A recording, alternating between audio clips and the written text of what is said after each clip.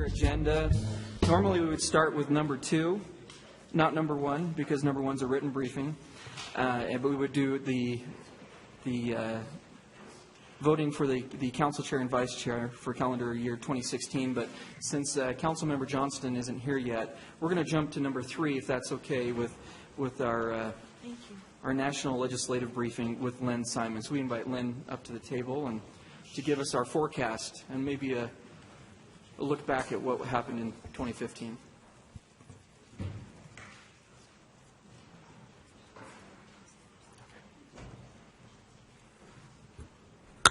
Thanks very much, and good afternoon. Good to see you all. First of all, I just wanted to thank you for the invitation to yesterday's induction ceremony. It was a real privilege to be there while 2 of you were inducted for the second time, and 2 new members. Look forward to working with everybody. And I also particularly appreciated all of the council statements at the induction ceremony, and I found them all, particularly instructive, dealing with infrastructure issues, other issues. It really helps give us some guidance on what your priorities are. And as we talk this afternoon, I'll try to match up some of those interests that you all expressed during the ceremony with some of the things happening in Washington.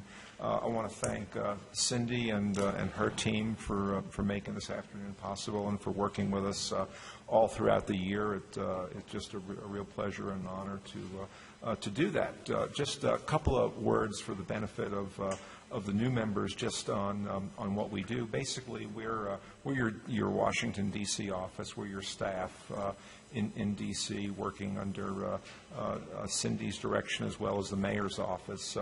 We work on really, I characterize it as 5 sort of major areas. Number 1, we try to get funding for Salt Lake City priority projects. Secondly, in times when the federal government inadvertently, I guess, causes problems or difficulties for the city, we try to resolve some of those. We're your liaison with the White House, the federal agencies, and the Utah congressional delegation, and at least in terms of the White House and the federal agencies, Salt Lake has had a terrific relationship with the Obama administration for the last 7 years. We provide a general presence for the city and try to show the flag and be involved with your national organizations like the National League of Cities and others where local elected officials are involved. And of course, we try to organize your time in Washington when you're there to make the maximum use of it, whether you're in for an NLC meeting or other purposes. So that's kind of what we do, and as I mentioned earlier, we really work as a team with the mayor's office, with the council's office. It's great to be here yesterday and today at the start of a new mayoralty and have the opportunity to meet with the mayor, with some of her staff as well, and look forward to her activity and leadership on the federal agenda in the year ahead. Kind of a quick overview on where I think we are, as the chairman said. We're actually in, I think, a somewhat better place than we were, say, a year ago, where we were coming out of complete gridlock, deadlock, impasse, stalemate on a whole variety of issues. We still have all of those, but it's only partial now. So we've had a bit of a thaw in the last 6 months or so, and I'll go into that a little bit. But we can't lose sight of the fact that we do have a divided government. The House is controlled by Republican Party, actually the largest number of Republican House members since the 1920s. The Senate became Republican at the beginning of 2015, and the White House is, of course, Democratic. So that leads to a certain amount of conflict that is difficult to avoid. Secondly, we're going into the last year of an 8-year presidency, and typically the influence and the productivity in that last year tends to go down. And of course, naturally, we're in a presidential year and a congressional election year, so we're electing a new president. The entire House is up for re-election, and 1/3 of the Senate. So that leads to a certain number of distractions, which of course we'll have to deal with. But as I said, we saw a little bit of a thaw in the last 6 months or so in 3 key areas that I'd just like to spend a couple of minutes on. First of all, the new management in the House is an improvement. There's something that we're starting to see. Speaker Paul Ryan is as conservative as your most conservative Republican in the House. He's certainly no moderate, as you would describe that, but he has a way of trying to find solutions and the common ground on the large issues rather than be satisfied with the impasse or the deadlock. And we saw this in 2 key areas in the last 6 months, actually both of them towards the end of the session in November and December. And that was on the budget deal and then the transportation reauthorization, both of which accrued, I think, very well for Salt Lake City and cities in general. Let me talk about those just for one quick moment.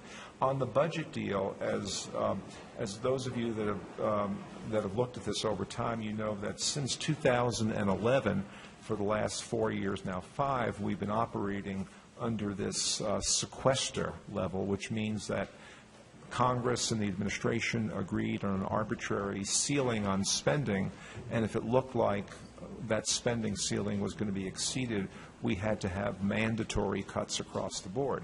And those have impacted us significantly in a number of key areas. We lost a lot of funding through sequestration in the early parts of those years.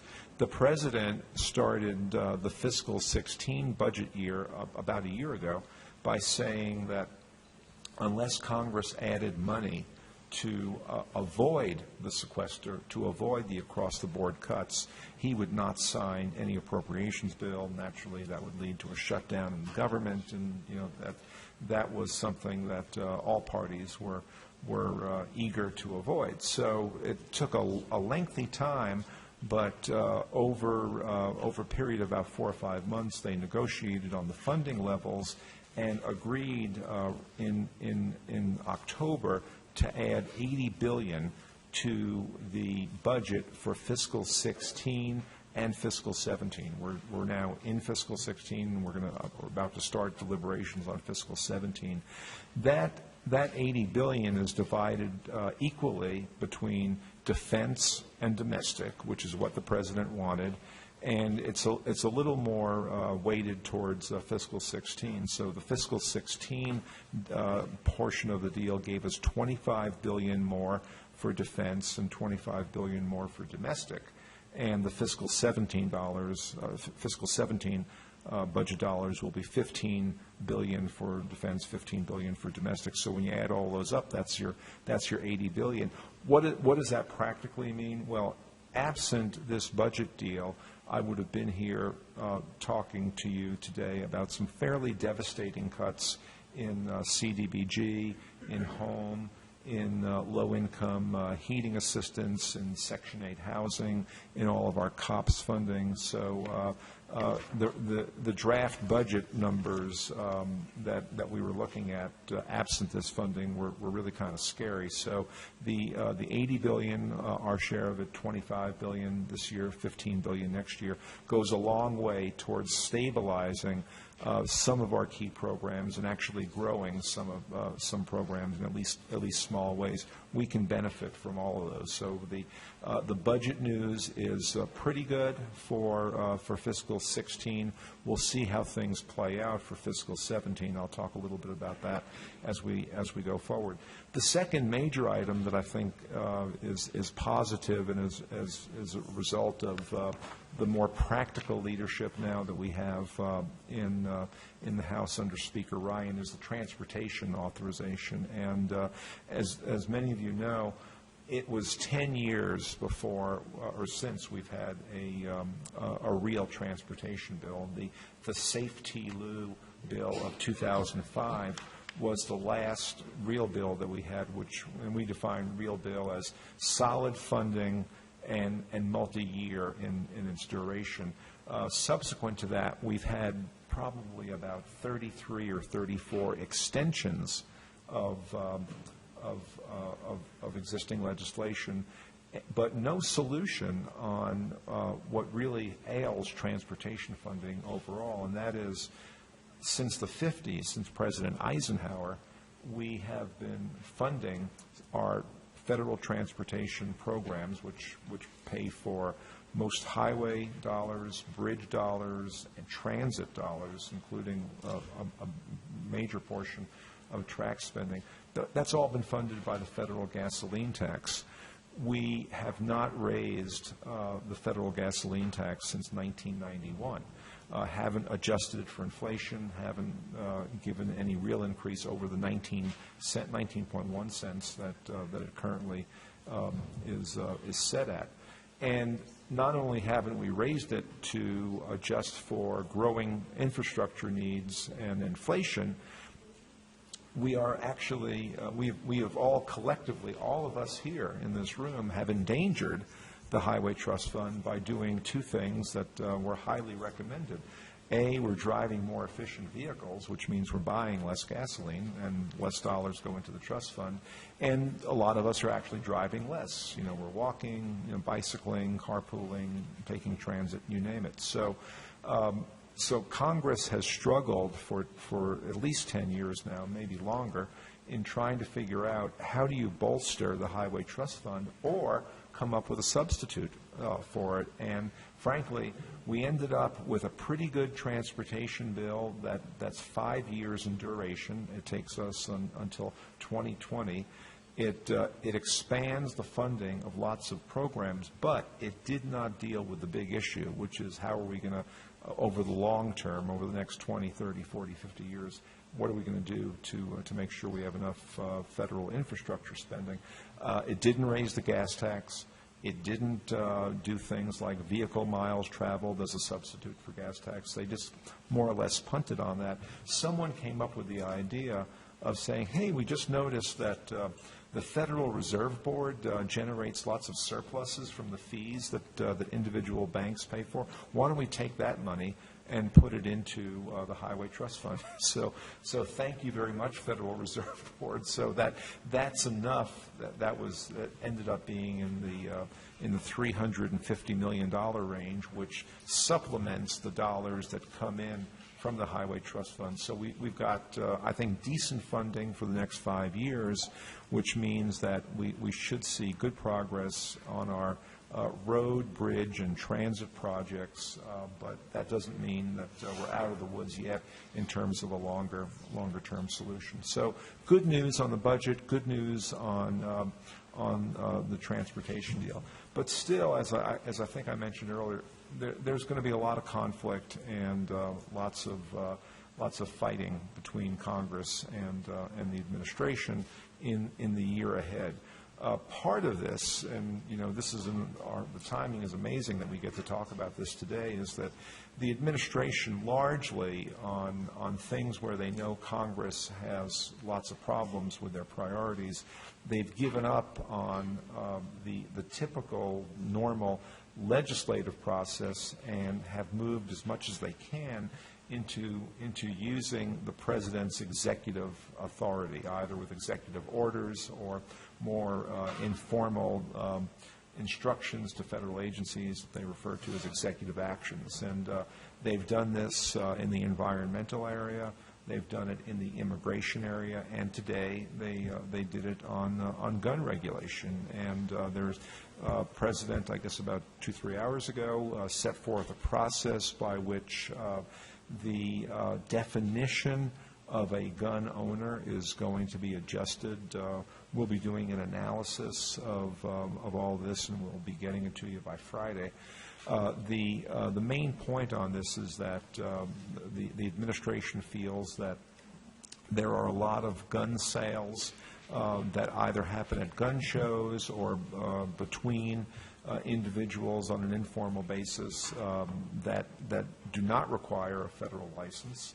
And therefore, since there's no federal license, there's no background checks, and they're trying to expand the net by which the frequency of these kinds of sales would generate the requirement for federal license. Once you have the requirement for the license, you then have to do the background check. So we'll see what happens. Almost certainly, just like was the case in immigration, this will be subject to two checks by Congress and others that don't like that approach. One is they will take the administration to court. And when I was with you a year ago, we were just, I think maybe about 2 or 3 weeks after the administration had tried to expand the immigration enforcement to beyond just what they'd originally done earlier with allowing kids born in the U.S. to undocumented folks to be unprosecuted. And we thought that 2015 would be the year of implementation of that in its full form, but in fact they were taken to court almost right away, and there's been enough delay that it's now probably unlikely that this gets fully resolved in the life of the Obama administration in the next 12 months. The courts may surprise us, and we may see some action towards the end, but we anticipate, even as while people are still digesting what the administration is trying to do on the gun side, we anticipate the court challenge, as well as those in Congress that don't like this approach, using the congressional appropriations process to tie the administration's hands on this issue. And the way you do that is by inserting language in an appropriations bill that says if it's, for example, the alcohol, tobacco, and firearms budget that you're working on, you insert language in there that says no funds for this agency shall be used to implement the following executive action. So you have you have that possibility almost there. And of course, that leads to the president saying, get that language out or else I won't sign the bill, and that leads us a little bit to some kind of a fiscal cliff towards the end of this calendar year, but we'll see how that plays out. I want to talk just briefly about prospects for 2016 above and beyond what we already talked about. January is of course always a key month in the congressional and legislative calendar and administrative actions as well. The House came back quietly, slowly yesterday. The Senate is coming back next week. Next week also will be probably the earliest in recent memory presidential State of the Union address. That's going to be the evening of the 12th that the president will be laying out his whole program for the year. He'll probably revisit the whole guns issue as well and reflect on San Bernardino and other related issues. Then on around February 1st, the president will submit his budget for fiscal 17, and we know what the bottom line number is going to be because that was part of the deal that was struck in the fall for 16 and 17. We don't know what the details are going to be. Hopefully, there'll be some solid funding and programs that we're interested in. This will be, without doubt, one of the shortest congressional sessions on record, at least in terms of the way they've laid out the calendar. I think they're in session just about 161 days for the year, which is very, very low. Part of it is they'll take off, in addition to the normal recesses, they'll adjourn for the congressional conventions in July, and then they really want to get out of town and get back to their districts pretty soon after Labor Day. So it's going to be a fairly short year. And of course, as I said earlier, the last year of any administration is always a challenging time because you're losing not only people but also the attention voters and Congress as well as focuses on the impending election. And we've seen this in administrations before. So it'll be a challenge to see if what can get done this year. But we have a big agenda, that at the local government level we're interested in. I just kind of listed what I thought were some of the top 10 that we'll be keeping an eye on, and all of which have an impact on Salt Lake. We're interested in the appropriations process, how our budget items will fare in fiscal 17. We're interested in what's going to be happening on the tax side. We have a real concern on when Congress and the White House get around to doing a tax bill, if they do one. One of the things that's lurking in there is an effort on the part of folks in the Treasury Department to cut back significantly on the deductibility of municipal bonds, which would be absolutely devastating for us in terms of our infrastructure programs. There are policy riders that we have to be concerned about. In Salt Lake City, for example, there is no fixed and permanent definition of what a sanctuary city is. But in some lists of sanctuary cities, we actually show up, as under that category. An informal definition, means that we don't always do exactly what the Department of Homeland Security immigration folks want us to do in terms of our local policing. Vis-a-vis people here, perhaps undocumented. So there's concern on that on the part of some in Congress that sanctuary cities are evading the law, and so we fought back a policy rider this year that said any city that is under the definition of sanctuary city.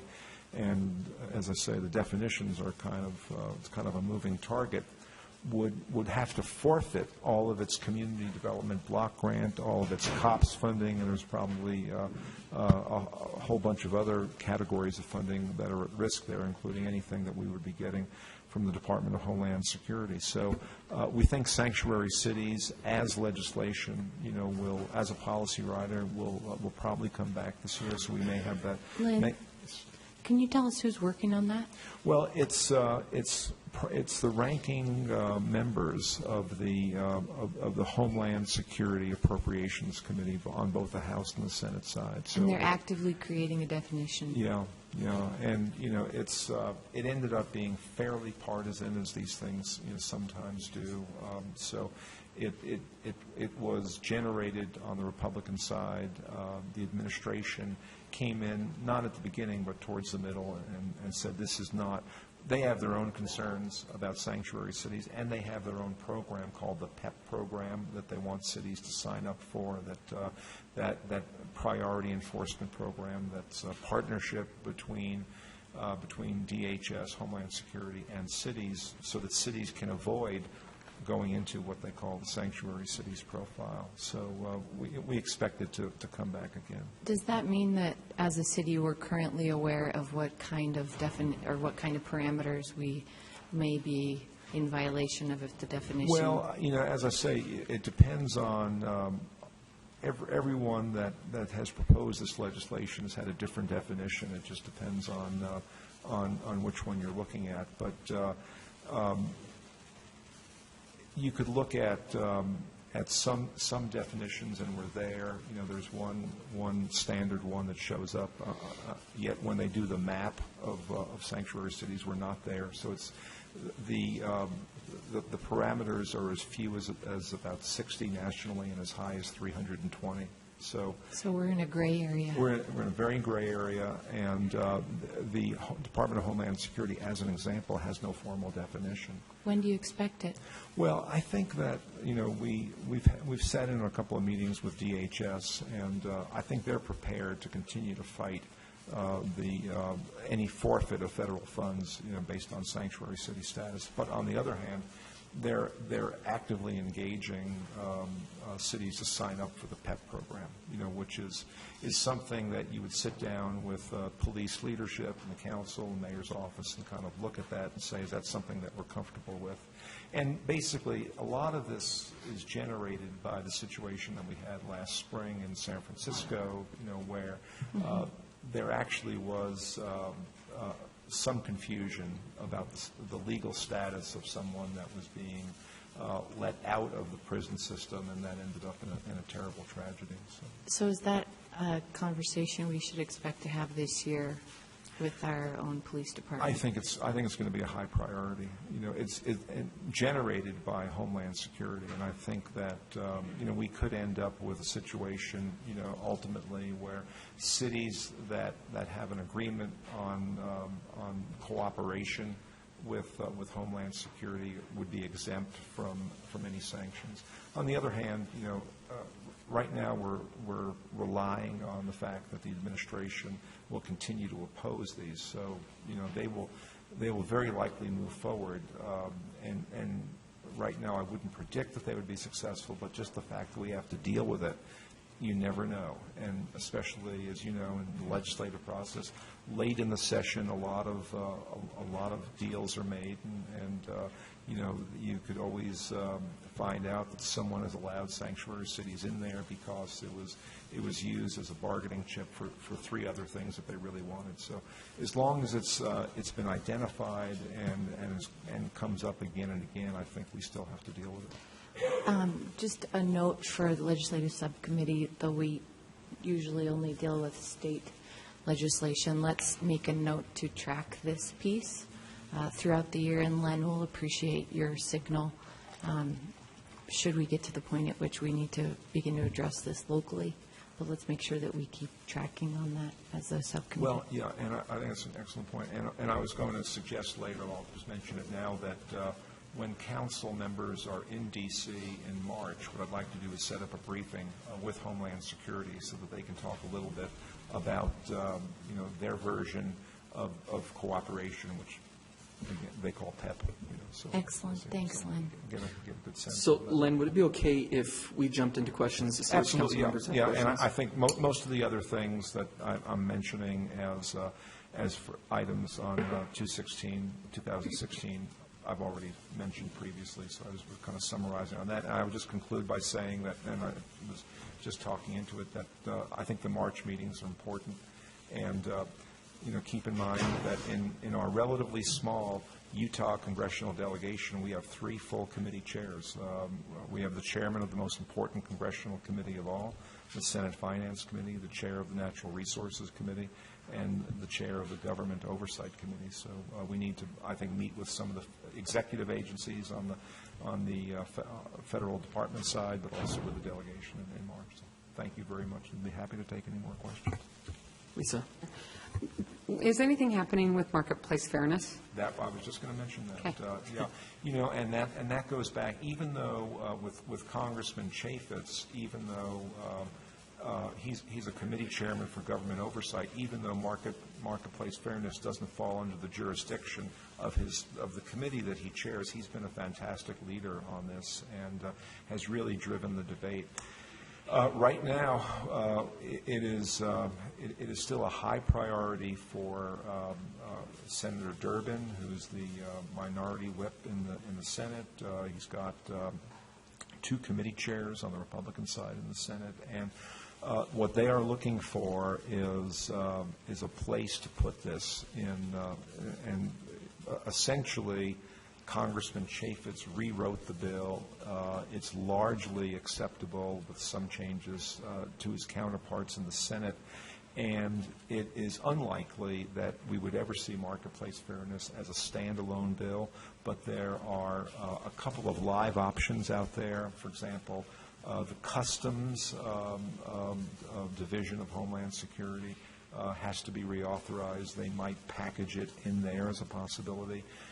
There is also legislation for a permanent ban on a local tax on the Internet, which is a big emotional thing. And, one possibility is to package that up allow for that. And we've had a temporary ban for like 15 years, so it wouldn't be, in most cases, any real change. But the idea would be to accept the permanent ban at the same time that we put in marketplace fairness. So with 1 year to go, and still knowing that we have a solid 65 or so votes in the Senate, because every, I would say of the 69 senators that voted for this 2 years ago, about 66 of them are still in the Senate. So we have good margin in the Senate. We've got a great champion in the House in Congressman Chaffetz. So I think the prospects are good. Still a little bit uphill, but the fact that they're working really hard on it, and as people write summaries of what to look for in the early stages of this Congress in 2016, marketplace fairness is way up there. So. Any other questions for Len? All right, Andrew.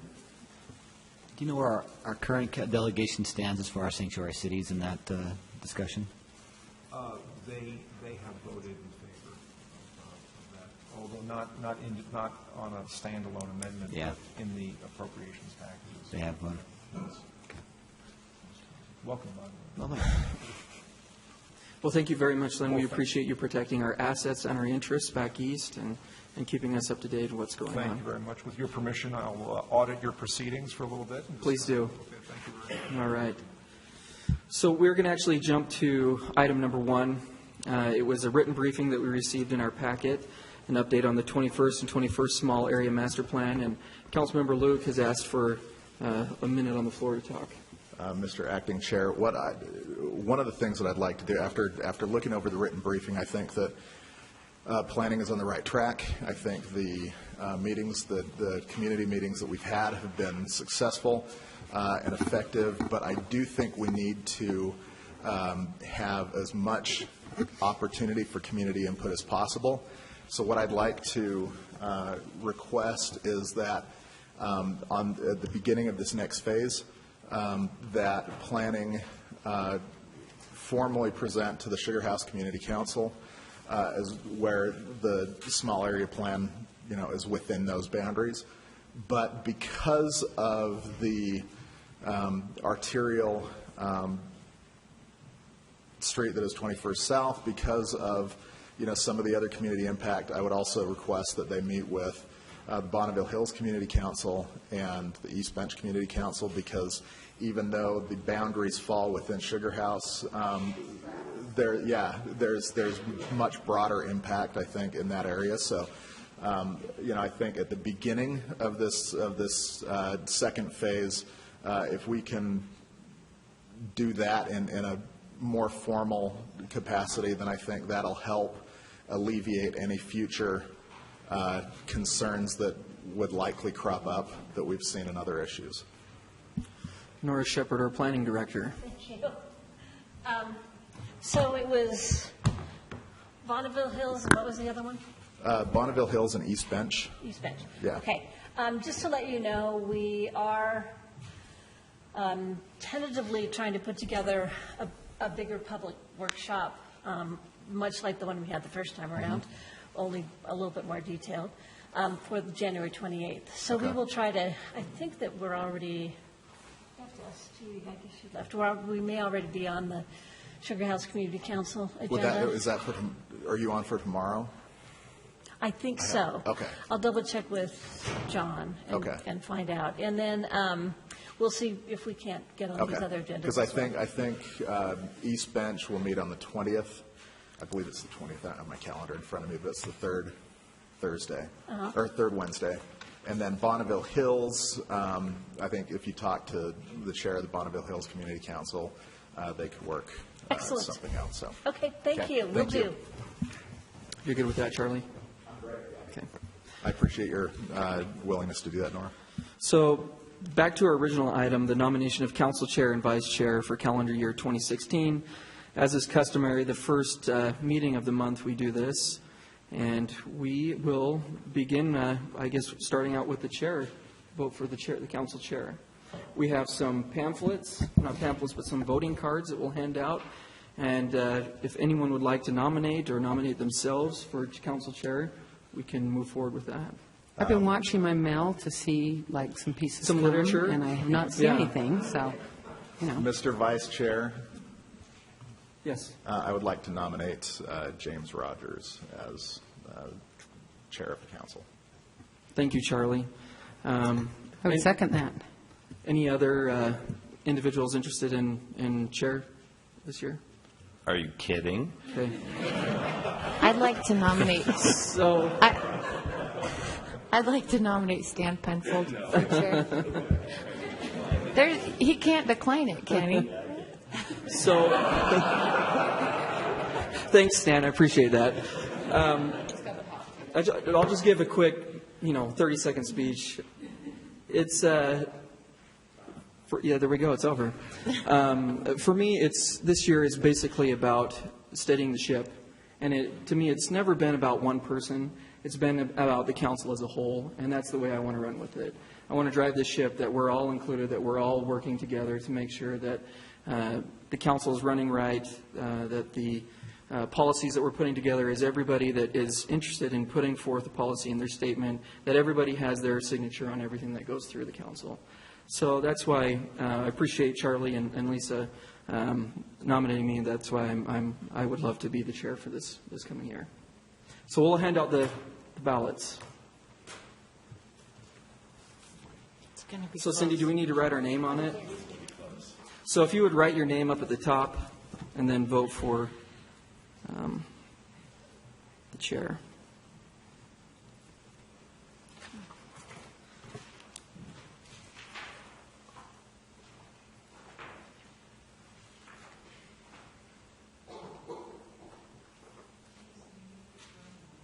I shaved it, yeah, let's see, 2 days ago. It was really interesting, Aaron. I've never let it grow that long, my facial hair.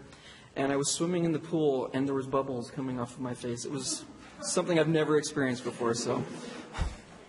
It's very chairman-like, Yeah, though, right? too. Does it look like? I shaved yesterday, so I think we'll issue a November challenge next year. that would be really bad. But I'll do it. Okay, it's my job to read these into the microphone. Andrew voted for James Rogers. Charlie voted for James Rogers. James voted for James Rogers. Derek Kitchen voted for James Rogers. Stan Penfold voted for James Rogers. Aaron Mendenhall voted for James Rogers. And Lisa Adams voted for James. I really appreciate the unanimous support, and this is what I feel like we need going forward and making it work. So that being said, it's on to vice chair, and I would like to make a nomination of Stan Penfold as the vice chair of the Salt Lake City Council. I'll second. So we will hand out these ballots. Is there anyone else that would like to be nominated for vice chair? I know Stan's eagerly waiting somebody else to do it, but doesn't look like it. I guess I should suggest Aaron Mendenhall as only to, I won't decline it, though.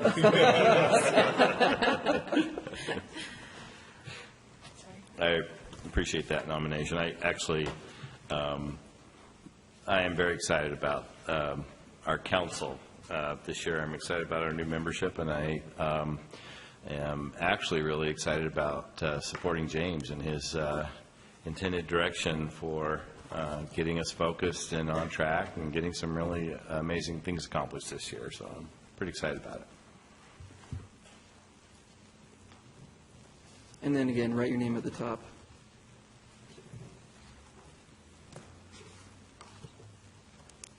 If Cindy can read my handwriting, right? I'll do my best. Okay, Charlie Luke has voted for Stan Penfold. Stan Penfold has supported Stan Penfold.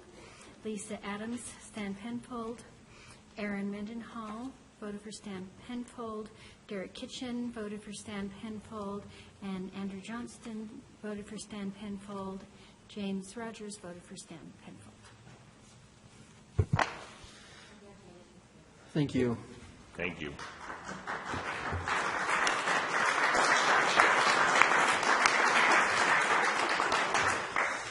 So we'll get back down to business. Moving on to item number 4, the legislative issues of 2016 for the state legislative session. And it looks like we have David Litvak, the Deputy Chief of Staff to the Mayor, and Lynn Pace, who is the Senior Advisor to the Mayor. I forgot to welcome Andrew and Derek, our newly elected council members, to the table. Their first one here. It's great to have you, and look forward to many more. Yep. Yeah, I didn't last yesterday. I felt really bad about that. I guess that was part of the joke that I was continuing on, right?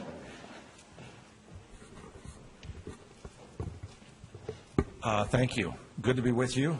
And I just can't tell you how excited we are at the anticipation of a new state legislative session. And excited to share that experience with all of you. I'm also genuinely excited to have David Litvak here with us, participating on this team. As you know, David is a former state legislator, former minority leader, brings great expertise, great background, and great judgment to the range of issues that we will be addressing. So I am thrilled at the prospect of continuing to work for the city on this issue and to working with David. So, you want to say anything as an introductory? No, I didn't ask him to say those nice things, but thank you. I'm excited. Excited with the opportunity to work with all of you. This is a new hat to wear in working with the legislature, a little bit different than being right in the mix, but it's an exciting hat for me to wear. And so I look forward to working with Lynn. You should all know that Lynn has an outstanding reputation amongst legislators and up at the legislature as being very effective in representing the city. And I look forward to learning from him as we work together on this. All right. Just a couple of housekeeping things first. And that is that we have typically held at this time of year a legislative breakfast for our Salt Lake City legislative delegation. And with the transition in administration and council elections, that has sort of fallen through the cracks. So, and rather than taking a lot of time to address that here, I'm assuming, unless you tell me otherwise, that you'd like to do that. And if so, then I would just ask you, maybe if we could ask staff to sort of poll members as to what dates you're available. We'd look for a date to schedule that. And we've typically done it in the morning, 7:30 to 9 type time frame. Mr. Chair, may I ask a question about that? You are assuming that. Yes. I want to know if it's really beneficial. Since all of our legislators are Democrats, and they're pretty much on the same page with Salt Lake City, is it a good use of their valuable time to come to something like that? You've been a legislator. What do you think? I mean, I know everyone wants a pound of their flesh, and we give a pretty good breakfast, but, you know, so do other people. I'm just wondering if it's really, if it gets us what we want. Absolutely. I think it's extremely valuable. I think, obviously, communication with legislators from the city is an ongoing process throughout the legislative session, but having that sort of briefing prior to the legislative session, knowing what are the key issues from the city, what are the areas of focus, what are things where we will hopefully be more proactive and things that we're kind of anticipating, maybe playing a little defense. I think it's good for them to hear that at the very beginning, prior to the legislative session beginning. Great. Knowing that they'll walk out and they'll forget, and we'll be going back to them many times. But it's good to, and it's also good to have that touch bases with them. Okay, I think we're all happy to do it, but we don't want to do it if it's a waste of their time and a waste of our time. Yeah, the other thing I would add, and I would concur with what David has shared with you, our legislative delegation is extraordinarily supportive, and whatever it is that we need or we're working on for the city, they fall over themselves to support us, and they've been just terrific. But it is often a challenge in a setting where our delegation are all in the minority representation, to make sure they know that we appreciate them and that we don't take them for granted. And so I think this gives us an opportunity to sort of highlight what our priorities are and to tell them that we appreciate their support, because they are. Then can we serve like a really good breakfast, not just the typical breakfast burrito that you get at the drive-thru? Anyway, unless there's further feedback, I guess, Cindy, if we could just work on figuring out what date works, and we'll do that at the administrative end as well, and then move forward. Yeah, Cindy apparently has a meeting with David, and they'll go over times and Great. let us know. Okay.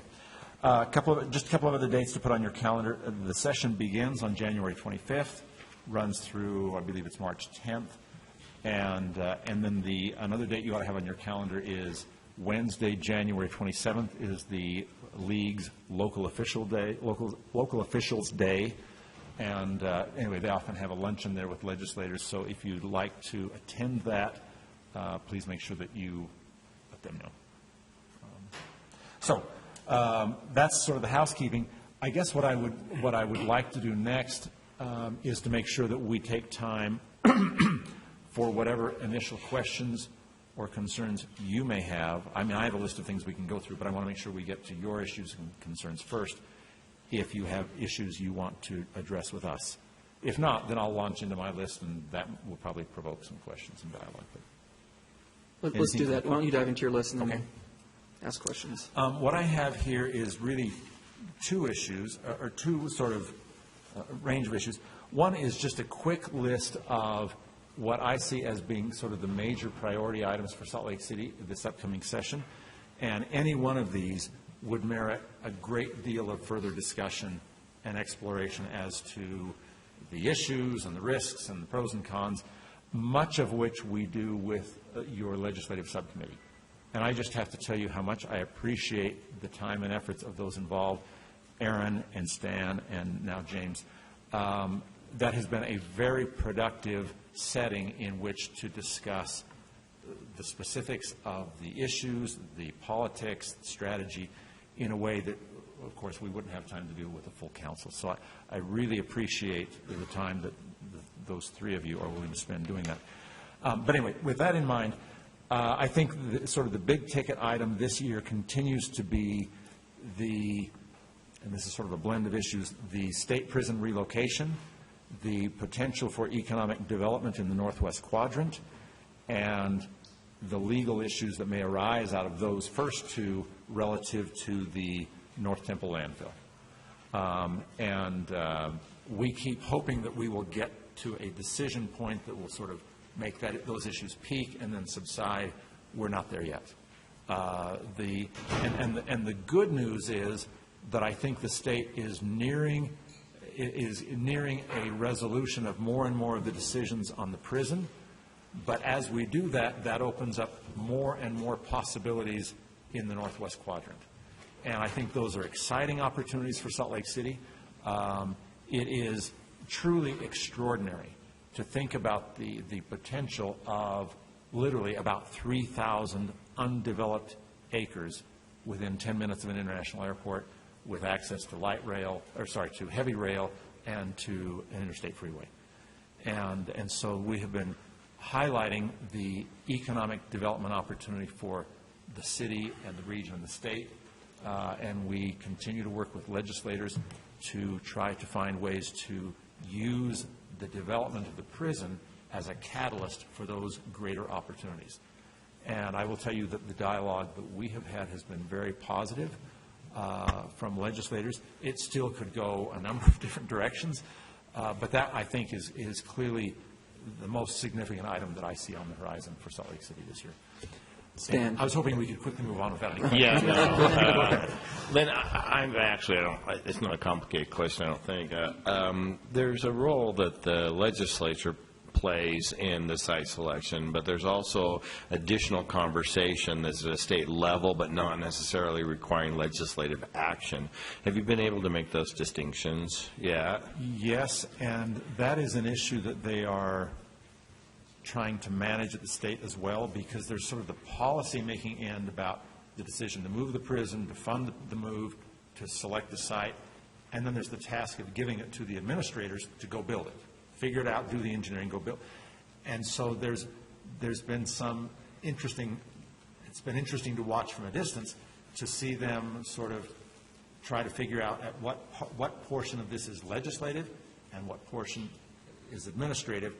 And I can tell you the administrative folks keep waiting for a complete handoff to sort of take it and run with it.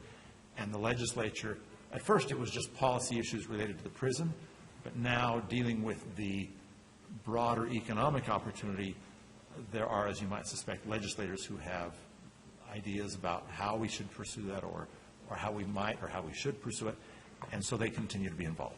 So I'm wondering if it's, and I defer to you and David for guidance on this, but I'm just wondering if it might be important for the city to play a role in helping to guide that, because one of my concerns is that we end up with legislative involvement in areas that may or may not be necessary or appropriate. And so facilitating that sort of transfer and then moving on to what might be additional relationships with the administrative side of the state in developing long-term economic development plans seems like it might be a good strategy for us. Yes, and we have and are continuing dialogue on both sides of the state system.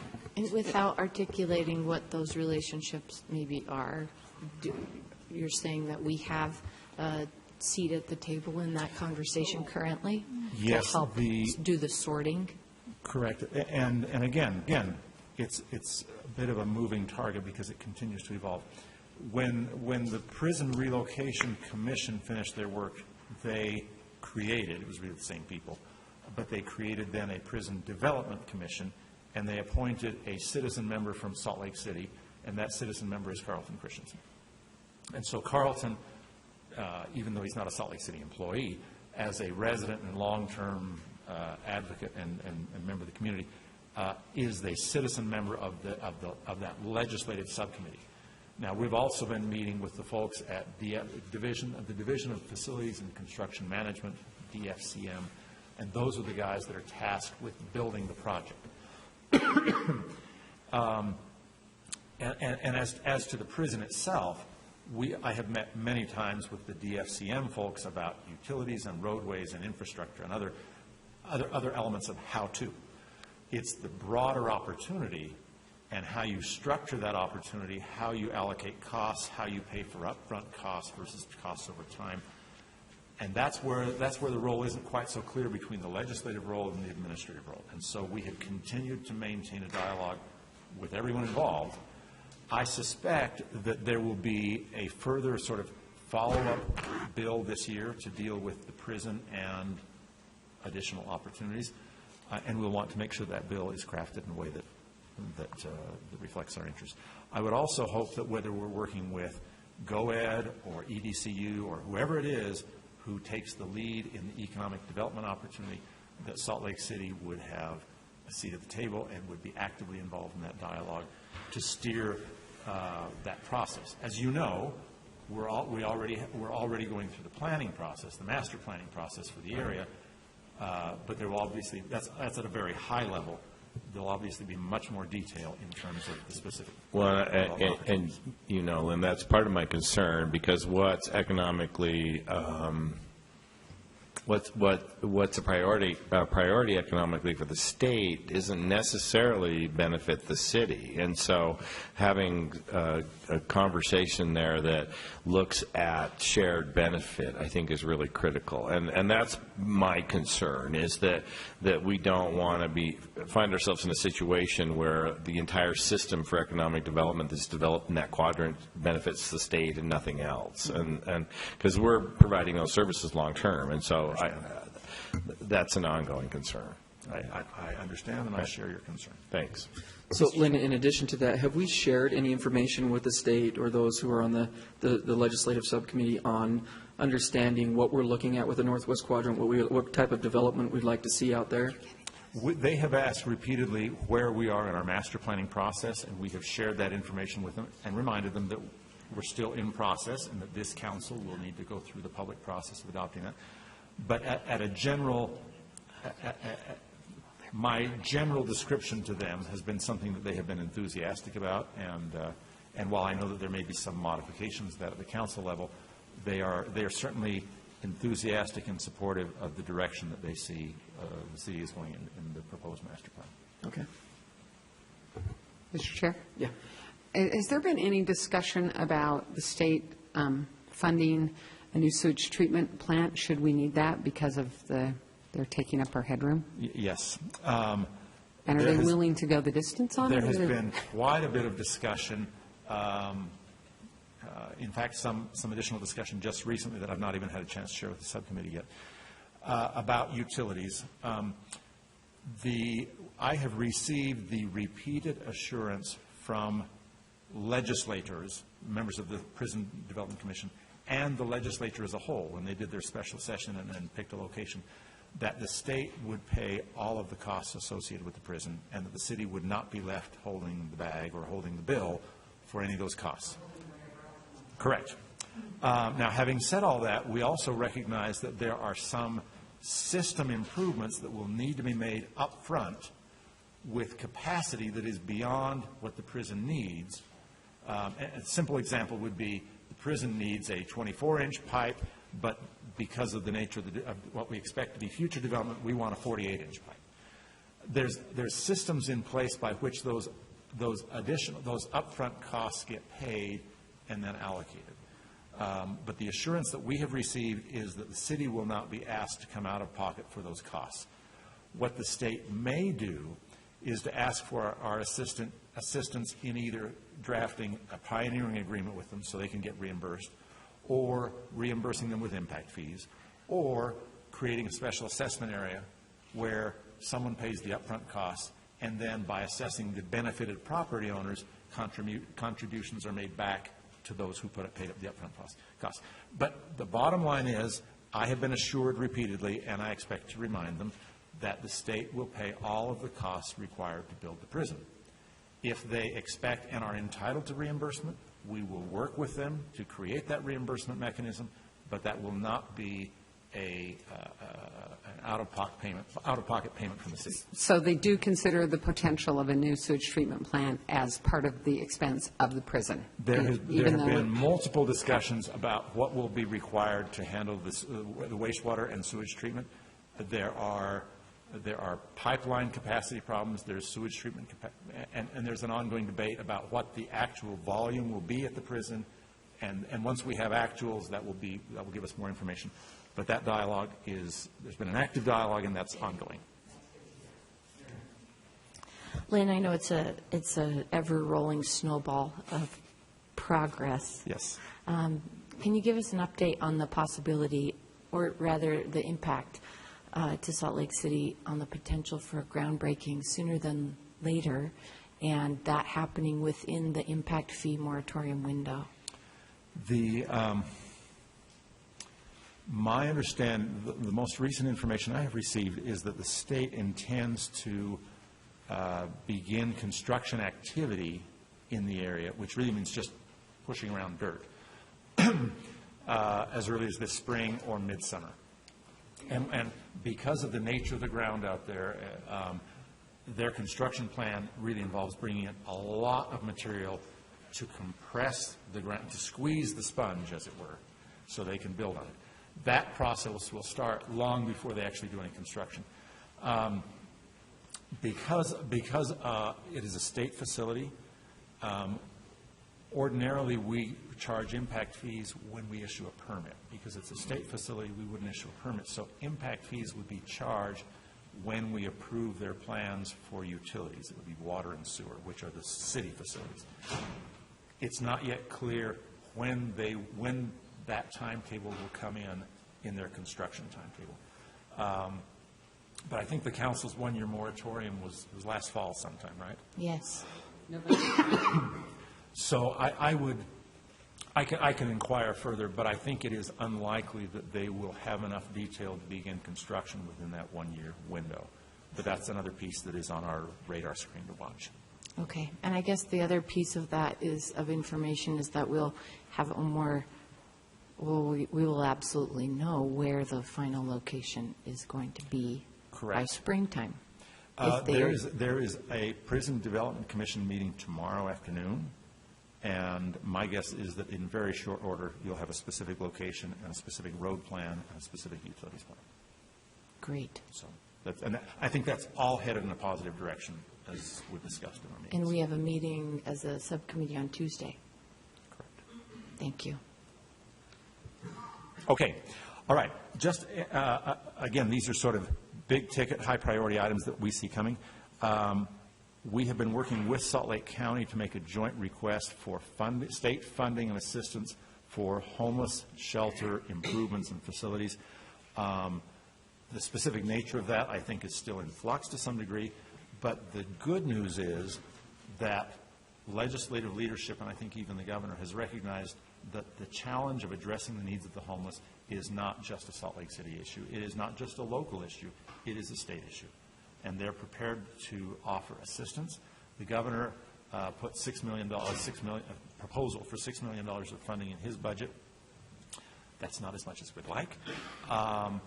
But that is subject to further dialogue. I think it will be important for Salt Lake City and Salt Lake County to make sure that we develop a single message. I think it will be it will not help for the county to go up sharing one message and for us to go up sharing another message. So whatever it is, we need to get on the same page, and then I think there is a genuine interest in helping us to find a long-term solution. Lynn, and this is putting in your crystal ball in front of you. One of the concerns is that we could potentially get some immediate funding for facilities, construction, relocation, that sort of thing. But one of the challenges that I think has been clearly identified in the commission process are services. And those services are beyond the capacity of certainly the city and even the county to fund at a level that is sufficient to address a considerable number of those homeless issues. How do you see that playing out in this process? Do we have a plan for maybe approaching that later? Do we have a commitment from the state to at least have a conversation about that? And say all of that without talking about Medicaid. Thank you. That won't be a problem because I don't know a lot about Medicaid. There has been a request for a portion of one-time funding for capital facilities and funding for services. Those amounts are really, there's been a wide range in the amounts that have been discussed, and that's why I say the governor's budget came out with a number that was far lower than we were hoping for. But depending on who you're speaking to, it's always easier to find one-time money to build a building than to provide ongoing services on a permanent nature. All of that dialogue is continuing, and it's a little bit of a challenge, and I have not been in the middle of this, and I know you've received some briefings on this, but it's a little bit of a challenge to say, well, we want to build the facilities here based upon the services to be provided, and therefore we need this much money, or to reverse the process and say, how much money can you get? And with the available funding, we'll see how far we can go.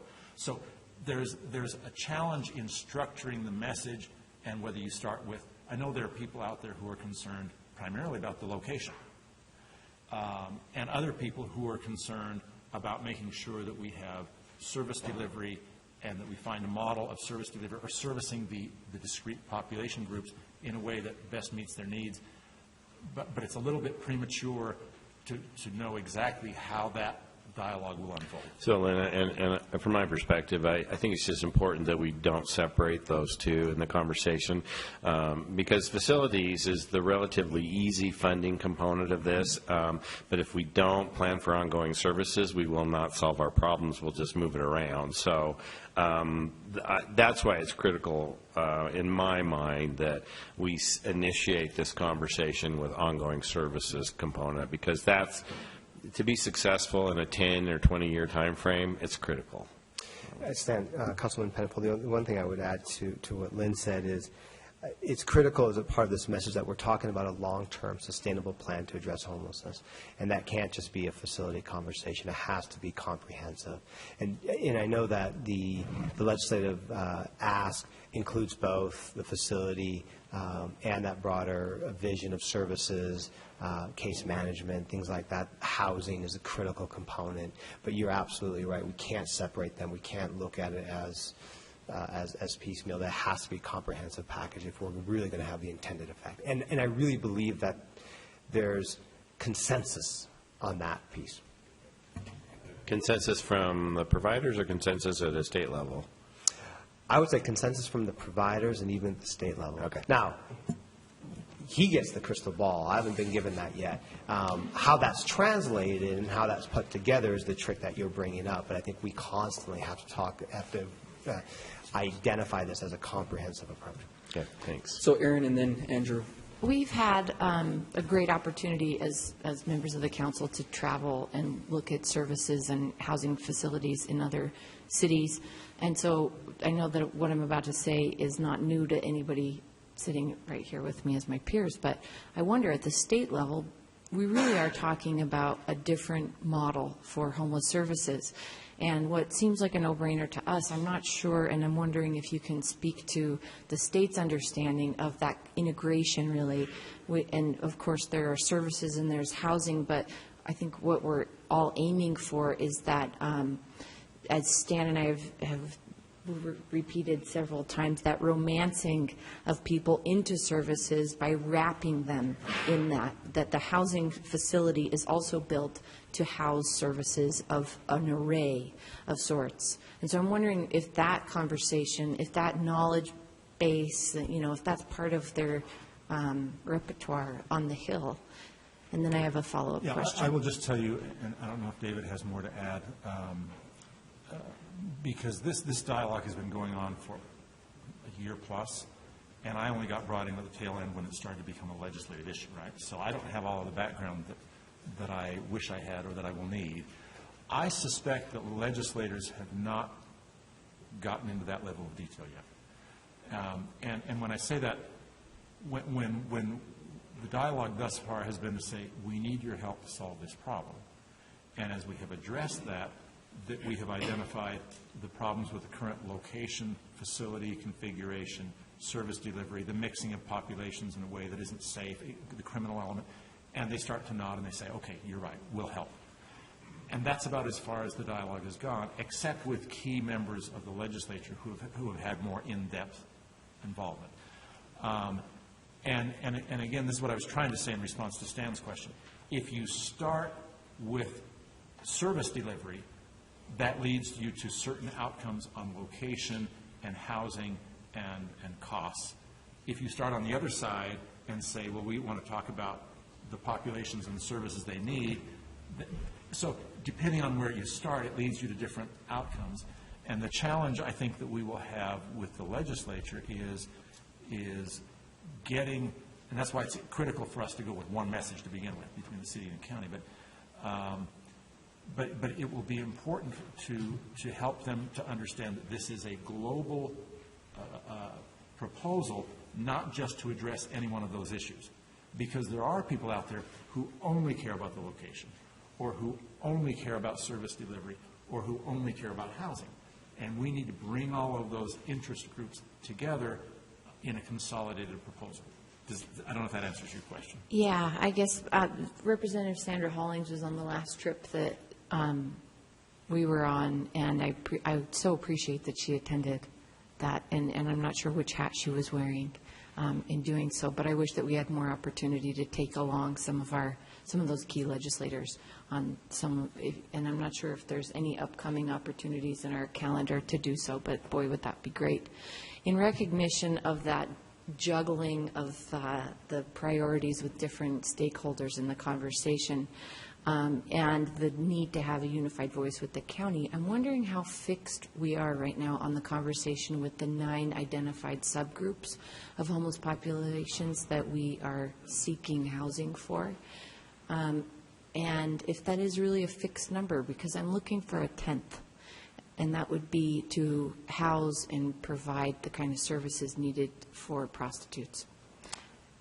I don't know the answer to that. I don't know if you do, David. I don't know the answer to that, being quite new to the process myself. But I would hope not, right? I would hope it wouldn't be fixed because it's an evolving population. And there's many reasons, and I don't know why those 9 subgroups were identified to begin with. I'm sure there's a good reason. But I would imagine even in identifying those 9 subgroups, there's recognition that there's others out there. And and so I would hope that it's not fixed. I hope that this is just the beginning of a conversation that we're going to continue to have, because my understanding from the collective impacts work that's happened so far is that there's been a lot of use of the measurement tools that are out there, the vulnerability index and others, to assess who those vulnerable populations are, while sex workers and prostitutes don't show up on that vulnerability index because they aren't accessing services, and it really is, or if they are, it's very minimal. It's a really different population. And this is kind of like Len was talking about, and as we experienced with our own transportation bill last year, probably the first and last time in the next 25 or 50 years that we're going to be asking for funding to do something like this. It would be a shame if we were to miss the opportunity to create a housing and services facility for prostitutes and sex workers in our city. It's a major issue here. We are the hub of prostitution in this region in many ways. And this is an opportunity that I think is falling through the cracks with the collective impact study, and that we should be bringing to the table. So I hope we can continue to talk about this. And I would say ancillary to that is also, as you are very well aware, trafficking victims. Absolutely. Right? So, absolutely. Yeah, I think neither David nor I know as much about this as we need to move forward. So it's certainly a critical issue, and I think the interest and awareness has arisen to the point to where we want to take advantage of that opportunity to move this year. But let us get back to you on more of the specifics after we've had more briefings. That's right. So Andrew and then Charlie. Oh, yes. I hear what you're saying, I agree, and I think that the county, the steering committee's meeting and having a group of bills they're looking to put forward, I believe, or have sponsored. But the key piece, again, I agree that it's going to be a tricky case to get money in at all. But it's going to be trickier if it gets drilled down to very specific pieces, it sounds like. Because of the legislative stakeholders and getting into the nitty-gritty. Because right now, I think I would agree, I don't know that almost anybody at that level understands the detail we're talking about when you get down to the very specific stuff. I think the key piece, though, is this is an issue of scarcity of housing. And that's one of the major sort of components here that's going to be pushed in saying it's not just about getting a facility or facilities or specific wraparound services for folks. It's about the entire system is lacking in some availability to live.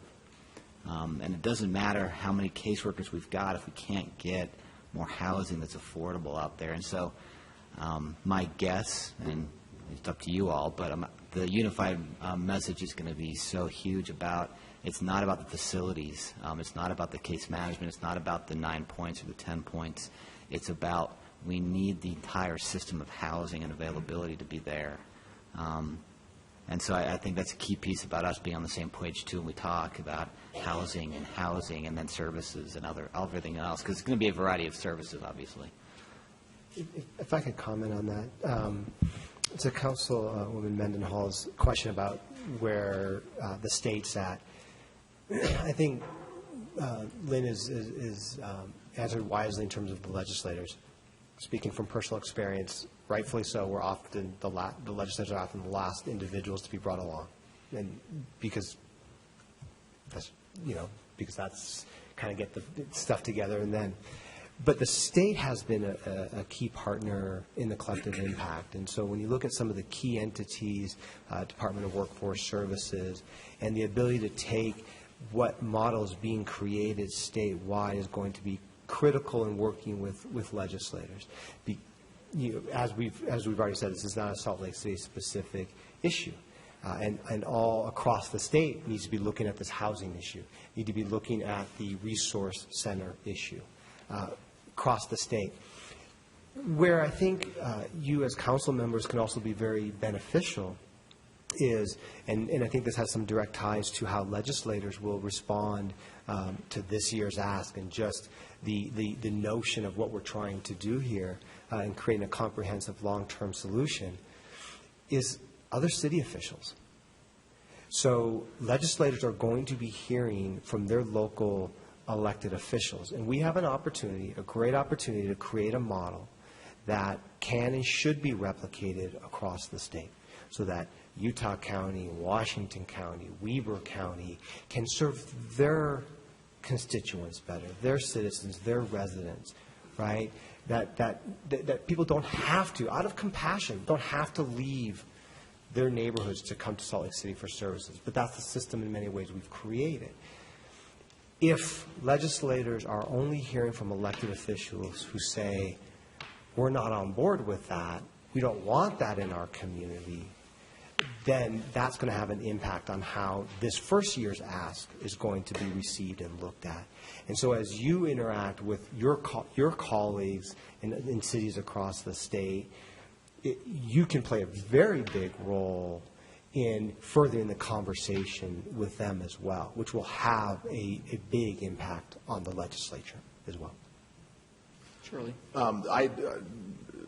David, thank you for your comments there, because that was one of the points that I just wanted to make, is that what I think we need to really be careful about, and even with some of the recommendations that have come back for dispersed site locations, that when we are talking about that, we're not just talking Salt Lake City, but I think most importantly, and this is where I think it's going to be critical, that not only do we need to work with other local municipalities and counties, but I think we need to work very, very closely with UTA, because when we're talking about affordable housing, transportation has to be a key piece of that. And I think that, honestly, is going to be the hardest sell that we will be making for ourselves on the council, because as we talk about transit-oriented development, as we talk about the different types of housing that we want to have in our city,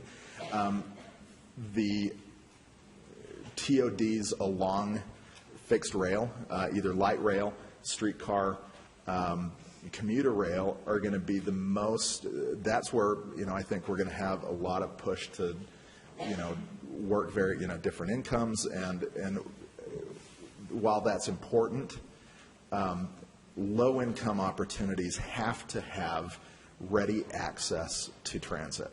I think one of the problems that we've seen with Midvale is, and it has nothing to do with Midvale City, because Midvale City, other than Salt Lake, is really the only city that's really stuck.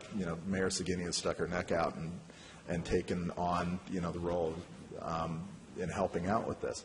But one of the problems that residents in Midvale that are at the Midvale shelter are facing is how to get around, how to get downtown to services, how to access some of those things. And I think UTA has the ability to really ease the process and their funding process. And I'm not saying that we need to have, a free fare zone, along all of these areas, but if there is some sort of a transit pass, some sort of waiver that we can look at for very low income and homeless residents, that's going to be one of the major components. If we just say, we want to put a low income housing unit for individuals who are currently homeless or are right on the cusp, but we don't provide transit access, it's going to be a failure.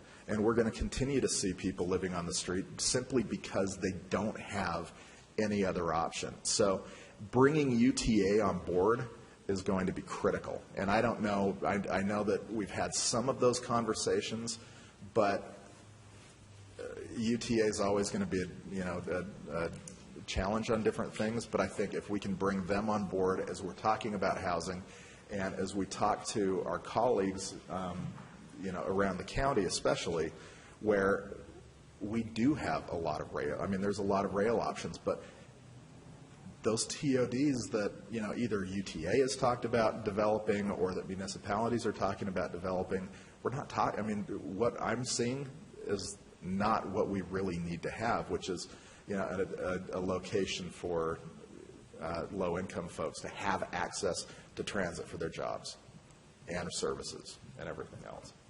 So that's something I think, as we're talking about our own planning and zoning and the great opportunities that we're going to have, we need to keep that in mind. And it's going to be really, really tough. But that's where housing is going to be effective, not, on areas that, bus routes come and go, or where there's no bus access.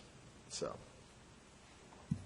Yeah, I appreciate those comments. The other piece I would just add to what you mentioned, Charlie, is that a lot of this hinges on the messaging. If you characterize this as the need to create a homeless shelter, you will have extraordinary opposition in every community for the reasons we have already seen.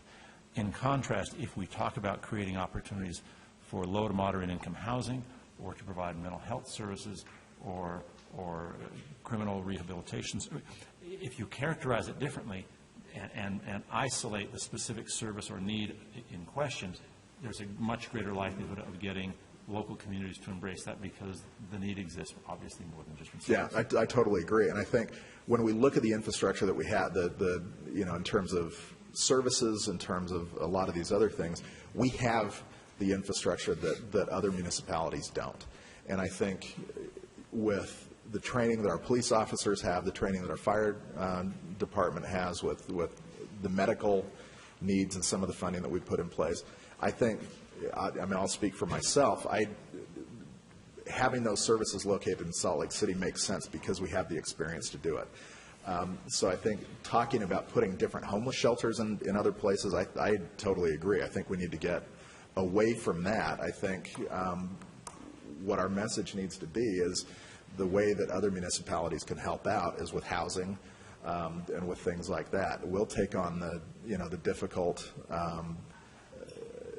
burdens of some of the more intensive, the intense homeless issues that we're already dealing with, but we can't be expected to do that as well as figure out all of the housing needs for the entire population that's on the cusp. Okay, much more to come on that issue, but obviously it's a priority for us.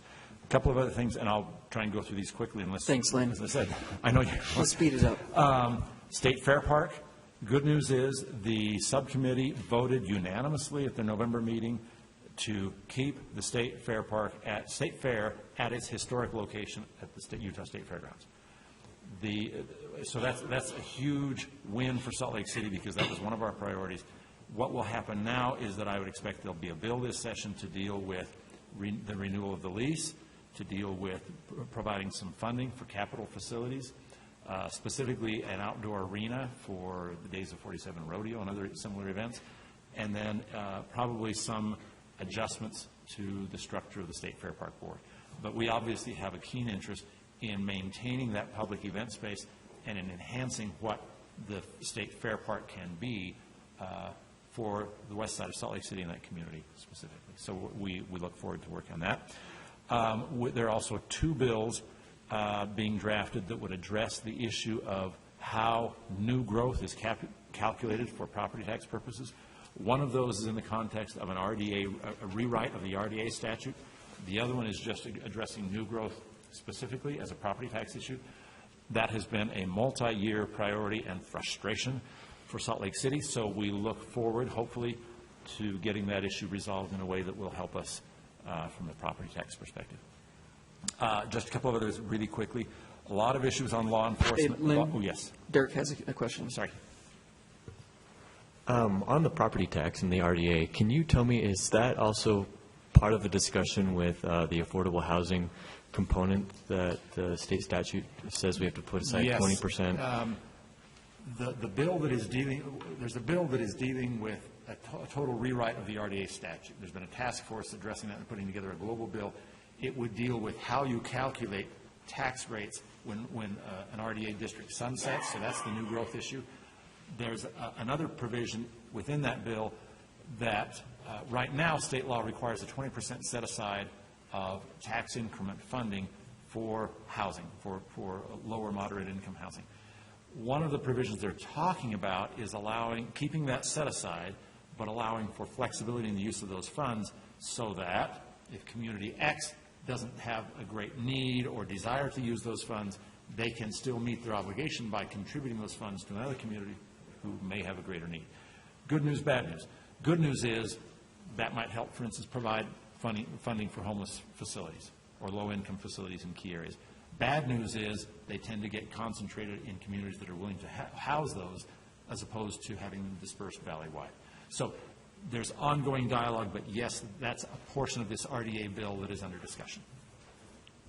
Do you know if that, one of those options would be to contribute to the state Olin Walker Fund or something like that? Is that a? That's a possibility. But that still It may not focuses just- on those municipalities who are willing to access that Correct. funding for. There's no discussion of removing or lowering that requirement. I am not aware of any discussion And that's a to remove minimum. or lower the We set have the ability to contribute above that. Yes. Okay, thanks. Those discussions are also a part of the collective impact steering committee overall strategy with addressing homelessness and the housing component in particular. So, okay, law enforcement, I mentioned that. There's always a number of water bills, and as the holder of the oldest water rights in the state, we're always affected by that, or if not the target. There's also a wildland fire suppression bill that I think the League has been working a lot on. I think that'll be very good for the city because it would mitigate the costs of suppression of a wildland fire. And we've had 2 or 3 of those in the last 10 years that have been very expensive. So we're looking forward to that. And two last really quick items. Historic districts. I will just tell you, and I'll try and be quick, on the process that the city has adopted that allows for the citizen initiative, for the citizens to initiate a petition to create a historic district. The legislature has got that process in their sights. They're unhappy with where we are, and they would like to see 2 adjustments. I'm summarizing here, but 2 significant adjustments. That one is a higher threshold to initiate. Our ordinance right now is at, I think, 12 or 15%. 15? Thank you. And then it goes to, if it goes through the process, then you would send out ballots. And if 50% of the ballots returned express support, then you can create a historic district with a simple majority of the city council vote. The legislature has said, we'd like to see that initiation level raised from 15% to 51%. And we'd like to see the balloting changed from either a true 50%, meaning 50% of all ballots sent out, not just 50% of the ones returned, or a supermajority of those returned, or something like that. So they'd like to see both of those thresholds raised. We don't have time, and I'm not asking you to discuss this today, but it would really be helpful for you to get feedback to the members of the subcommittee, because we will need policy direction on that very quickly. To be blunt, I have been informed that the legislature is willing to work with us if we're willing to amend our ordinance and we get to yes with key legislators on an amended ordinance. But if not, there will be a bill, and we probably won't like it. So they're willing to work with us as long as we do what they ask us to do. Yeah. Of course. That's how they, Now, yeah. that was harsh. Well, what I would say is that we would you need did to get a little sort of legislative there for a minute, understand. and I appreciate that skill, which is really important.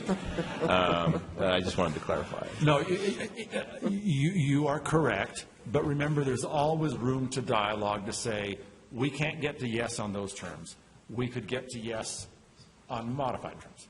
So what I need to know from you, and if you can get that feedback to the subcommittee, is, are we willing to make any changes? What kind of range? And I'm concerned that the threshold they put on the table is something that candidly may not work for Salt Lake City. Or do we need more time to evaluate this? Are they putting us on too short of a fuse? Can we not get it done between now and the end of January? And not done, just a conceptual agreement. We would adopt an ordinance later. But if that's too fast and we need to get more public input with our constituents and our community groups, then we may say, we need another year to put this together. We got a new mayor, we got new council members, give us some time. We might be able to have that dialogue.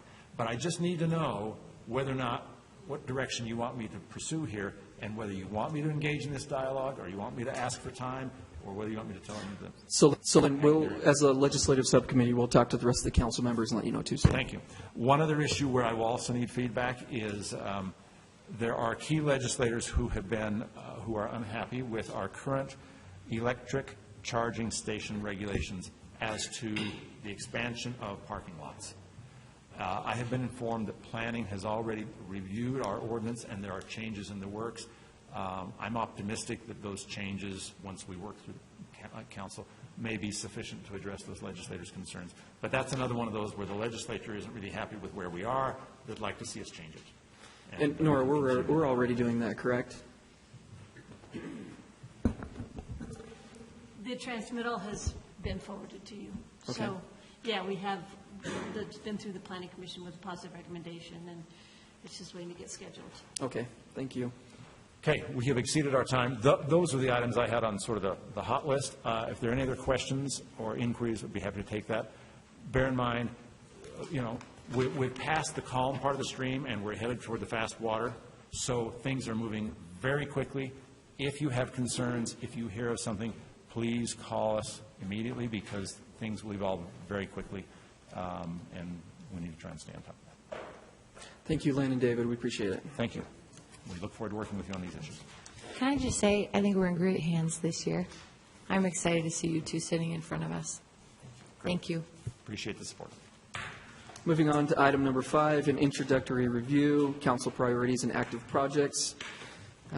We have Jennifer Bruno, who is the Council Office Deputy Director, Lehua Weaver, Senior Council Policy Analyst, and I'm sure we might have others coming to the table at some point.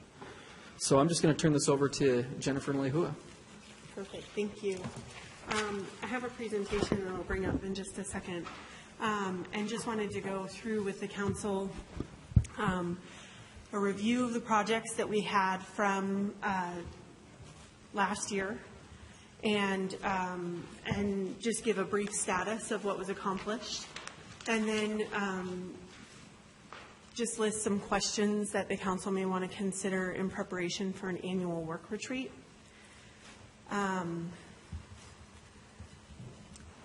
And I don't know if the chair and vice chair would like to give any indication to what the format of the upcoming retreat may be, or if you would just like me to go through the different pieces here first. We really haven't had much time to consult on that, Chair, Vice Chair, and we're not technically official, I don't believe so. Not till tonight. Yeah, so we will have that information immediately following the formal meeting this evening. I'm kidding. Okay, I'm just going to pull this up. I'm trying a new presentation thing, so let me see.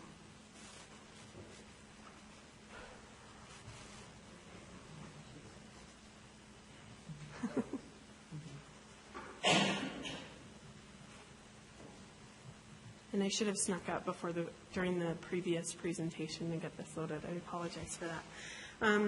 The first part of the presentation is just a review of the 2015 council priority projects. As a reminder, last year's council identified 6 priority projects and 10 active projects. And I can go through a little bit what the difference between those two things were.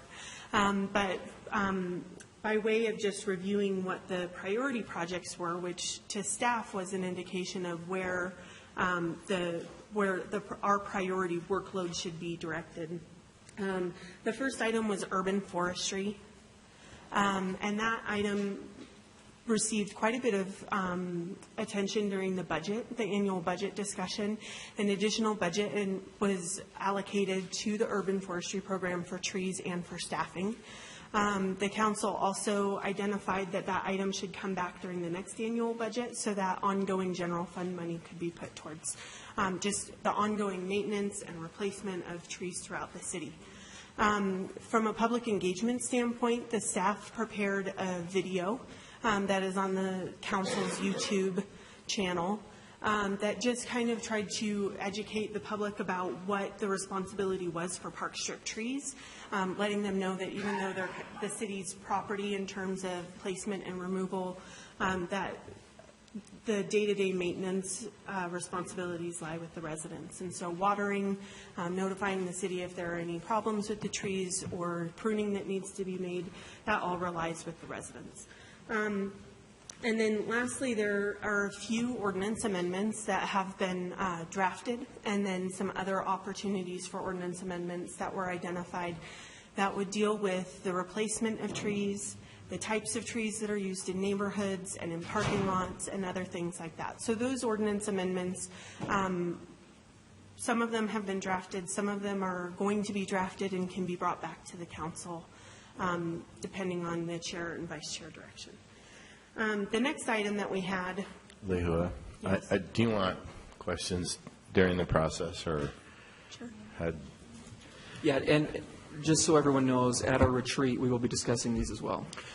So I'm just wondering if there were two budgetary components of that. There was legislative intent to include some maintenance in the annual budget, so I just don't want to lose track of that. Right. But also there's some, I think there's one last remaining funding piece to complete the survey, citywide survey of our current urban forests. So could you follow up on that for informational, just to see where we are on that?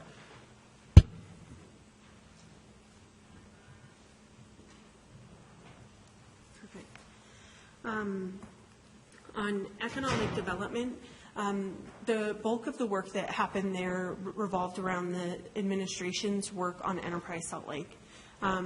Jennifer was the lead staff person on that project, and it also included the council's review of the economic health of the city philosophy statement and a legislative intent directing the administration that the council would like to see an economic development master plan. And then there were a few items that were proposed as the city's response to the Enterprise Salt Lake City work. And one of the items included some grant money that was funded in Budget Amendment Number 1. And then some of the other items were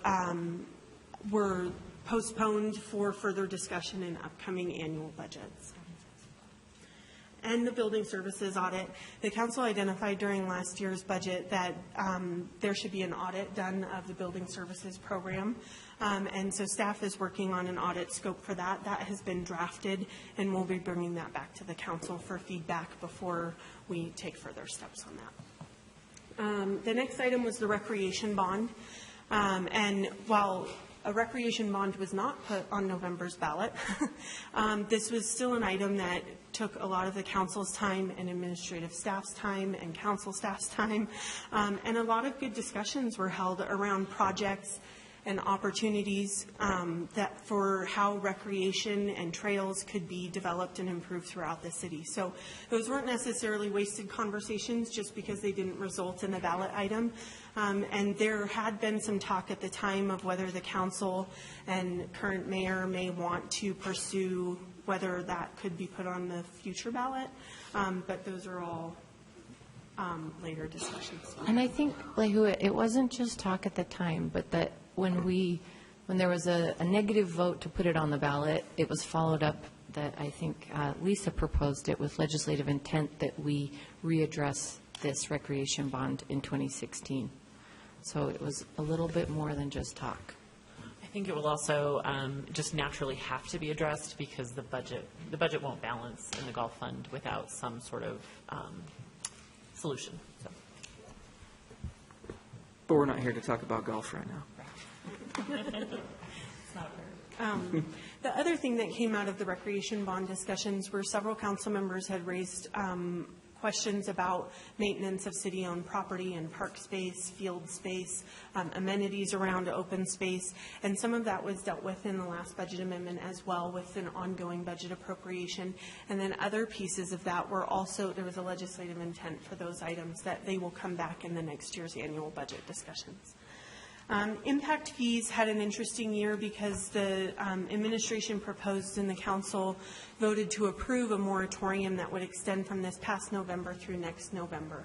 And so while the city has on contract a consultant who is working on the 10-year capital facilities plan that's closely related to the impact fees, there wasn't much else done on that project this year.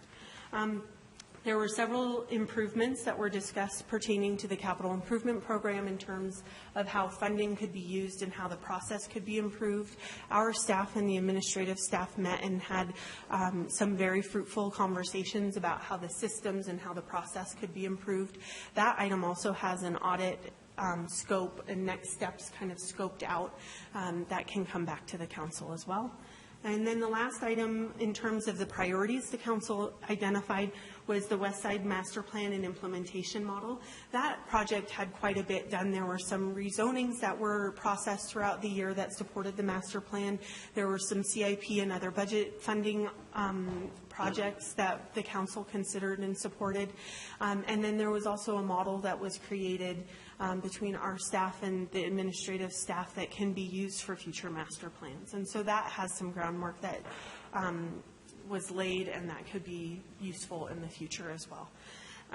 In addition to those 6, the council had also identified some 10 active projects. And that was a new category of work that we kind of started identifying with the council that helped us as staff identify how, between all of the things that we do for base workload and the things that we would be accomplishing for these priorities, as workload fluctuated, what would we do with that time in between? There would definitely be things we weren't expecting. There would be emergency projects that would come up. And then there would be these 10 active projects. I think in terms of staff having direction for those in-between times, now what do we do? What is our highest, what is the best use of our time? Identifying the 10 active projects was a really helpful process. I think that perhaps during the council retreat, or however the chair and vice chair would like to go forward in terms of utilizing the active projects category, it may be helpful to just talk through a little bit more what the expectations will be with those active projects. I don't think that 10 may be too many. Yes. And that's exactly where I was going to go with this. Some feedback from the staff on the number and your ability to manage those 10, because that was kind of an arbitrary selection. And a starting point, yeah. Yeah, and so that would be really helpful, and maybe that's something we can incorporate into the retreat process is how did you feel about your ability to manage those in addition to the other workload, and do we need to scale that back? Do we need different resources? And I think, I'll just say one quick thing so that people can keep it in mind, and that is that it was really good for us to have that knowledge of what your priorities are, and priorities as well as the active projects. The problem came in the expectations. We started the year thinking that what we were doing was getting to those when we didn't have emergency projects and other core workload that filled that time. But then hopes were really high that we could still get to all of them toward the end of the year. So what we would need is to be really get really good clarity from the council about what the expectations would be, and then we could tell you, if we could meet those expectations within existing resources or not. But having the active projects was really valuable to us. It's just what degree of completion and that type of thing. We need just clarity. Okay. Mr. Chair, I would like to urge you to be sure and have this part of our discussion at the retreat, and so we can do it in depth about what is the appropriate number, as well as what is an appropriate number of priorities. Personally, I think 6 was too many for us to take on. And I think also we need to sort of have some parameters of if at some point an active project really becomes a priority project. And the whole council should discuss that, not just that someone has pushed their active project so hard that it is taking up hours and hours of staff time when it's an active project and not a priority. And if we want it to be a priority, that's fine. But I think we need to be willing to go back and revisit that if we're going to I agree with you, Lisa. We're on board with that. Yeah, I just want to reaffirm what Lisa just said. I think, we had a very ambitious workload in terms of what we were looking for priorities, but I think it nearly incapacitated staff in a lot of ways, and I don't think that, I think we will be much more effective if we stick with the 3 priority, the number that we've traditionally worked with.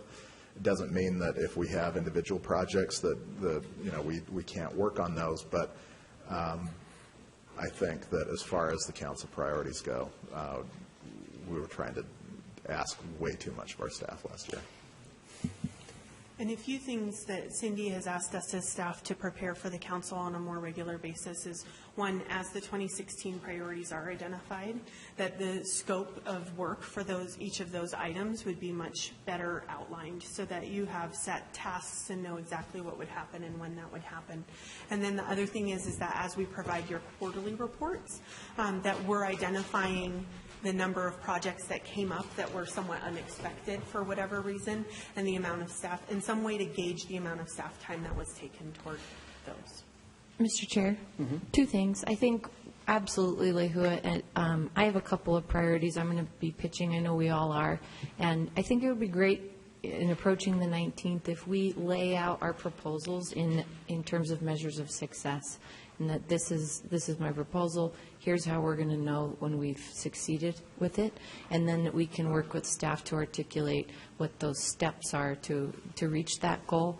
And if we can start thinking in that way about our proposals in advance, I think we'll be more efficient. But I think in regards to setting a number, we had the administration take on 3 of our 10, was it our active projects?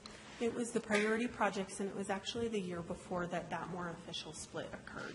I think that it could be the case that some of the projects we want to take on are more administrative, and should the administration be open to accepting those projects, we may not want to limit ourselves to 3 priority projects if 2 of them could be administrative, So I think let's aim for lower, but let's also be open with the administration to the possibility that the workload doesn't necessarily lie primarily with our staff. And I completely agree with that. But I'm not going to speak for the administration, but I think that they've got a lot on their plate coming up in this next year, especially with budget coming up. And I think keeping it simple really will make it more effective for us as a body. Stan. So, Mr. Chair, I'm just wondering how we might want to track and or capture a couple of items that have sort of come up in the process that we haven't really, they don't show up on our list. The one that in particular comes to mind is impact fees, because we very specifically took some action on that. And even though it's not necessarily, it's certainly a shared priority with the administration, but we were concerned enough about it that we wanted to give it some good thought. So I'm not suggesting that we prioritize it, that we capture it. So there will be a legal requirement dealing with impact fees, and that I think maybe shifts it to that category of things that are going to come up, whether or not they're priority. Exactly. And so maybe the way we might put that in some context, Jennifer, is policies related to the legal requirements of impact fees. So I just don't want to lose it in the process. And if there's any other item or issue where we have either placed a moratorium or we've specifically asked for some administrative follow-up, we might want to just do a quick review and capture of any of those legislative intents or budget items that may have happened during, as part of that ongoing work during the year. Sure.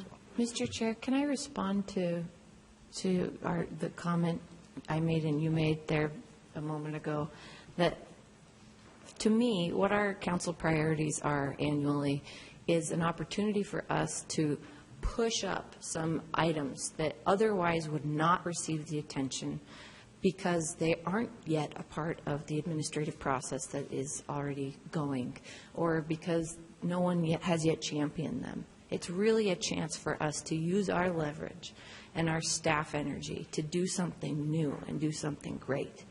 I'm really, I don't want to put 10 and then another 6 priorities on top of our staff again. Plus the but I am emergency stuff that reluctant to comes up say throughout the year. we're going to cap ourselves at 3, because that's the beauty of the work we get to do, is to identify new opportunities in our community.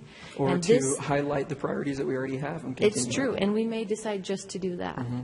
But I just wanted to say that this is our opportunity to put serious momentum behind new things, and it's exciting. And if I may reinforce Councilmember Mendenhall's suggestion, which I think is brilliant, actually. It's one of the most comprehensive and thoughtful recommendations I've heard in my lifetime, I think. But this idea of really talking about what does success look like? Because I think that's one of the pieces we miss and we end up with these ongoing lists, is we just say urban forestry. We didn't say urban forestry is successful when it looks like this. And I think we kind of got there in a better fashion than we have in a lot of priorities. It was our number one priority. But still, we never did articulate what we thought successful urban forestry looks like. And if we don't give that kind of direction to the administration and talk about that in the context of the city, we're always going to have this sort of ongoing priority. So I like the idea of saying, I know it's successful when this happens, and we can check it off.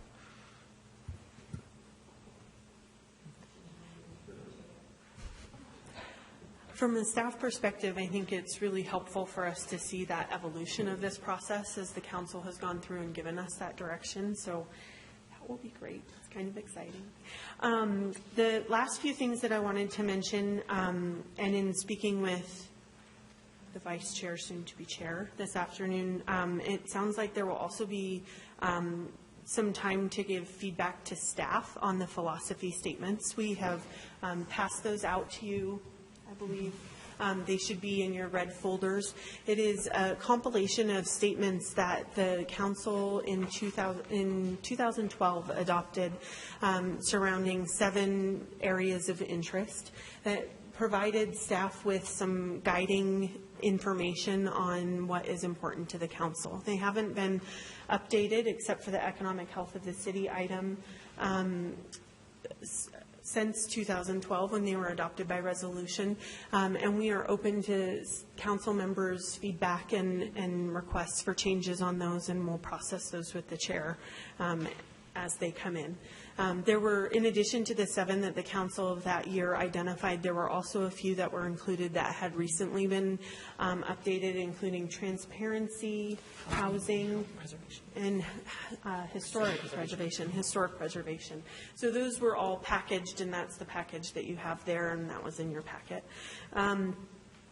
And then the last item is that we have tentatively penciled in a retreat date for 2 weeks from tonight. It would be Tuesday, January 19th, and of course more details to come as the chair and vice chair have a chance to talk about that. Were we able to arrange for the spa treatments at that? That is an important part of retreat. Or can we quit calling it a retreat if we're not going to have pedicures? And a workshop would be a better, because a retreat to me indicates we go away to someplace else, and at least I get a pedicure. A day of work and drudgery. That's what I'd like to call it. And fighting. Day of, and fighting. But we want to say The best of politics. Cindy has something to say. We could get better snacks. That's not what I had to say. We were suggesting this third week of January because whenever there's a turnover in council members and administration, we don't always have a lot of transmittals to process in January, but we tend to get very, very busy in February, March, April, and then we're in the budget. So that's why we were suggesting a regular council day. But that's certainly up to the council, just was our thought. And we'd be meeting, I assume, up until 2-ish, or it would be a morning time meeting? We're making this up as we go. So whatever Do we the do council 4 hours wants. typically? We've done as much as 6. Yeah, and we've done both. We've had morning, but we have more. Typically, we start at noon and try to end. Last year was noon, I think. We don't have a work 5. session that day, the 19th? Oh, great. That was the thought. That was the idea. So Good idea. maybe because we would need to start planning, maybe the council could think about it, and we can circle back during announcements and see how you're feeling about the idea.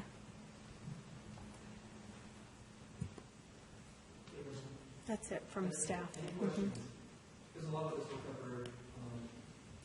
Good job. Yeah, the presentation was great. I promise. It's still loading. Sorry. Well, we are right on schedule then. It's 4:05, and according to our agenda, 4:05 is our 15-minute break, so here we go.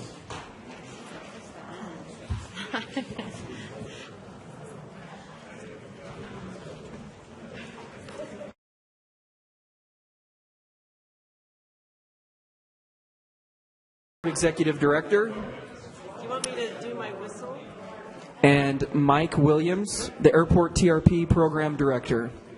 Okay. We just need one more. Where did Andrew go?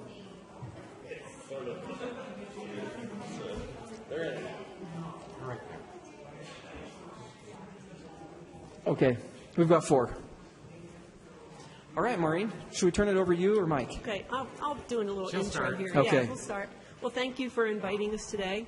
You know, we always love to talk about the airport and the airport program that's in play, but thanks to Chair Rogers, he asked us to come out and update you periodically. So we'd like to present a short PowerPoint that we have that will bring you up to date on what's underway in construction. I know some of you came out a couple of months ago and toured the site, so it will give you a different perspective now when you see the photos and you have a better feel. So we'd certainly, again, to those of you who could not come, we'd like to invite you out again to see the site before it's really leased out to the rental car facility. So, Mike, if you want to... So, and before Mike, I think Aaron would like to say something. Before we begin, I want to congratulate Maureen on a recognition that you recently received as the best airport director of an international airport in the United States. Yeah, Did I get that right? Just Number this week? 5 in the nation was J.D. Power and Associates, I think. Thank you very much. Yeah, congratulations. We're so proud of you. Oh, thank you. That's kind of the same as being best in the world, isn't it? I think so. That's what we think. That's what we I think. just wanted to make sure everyone understood And that. to that, I have to say, as I've told many people, success is not achieved alone. So I have a very hardworking, wonderful staff, so kudos to them because they make me look good. So thank you. Mike? Okay.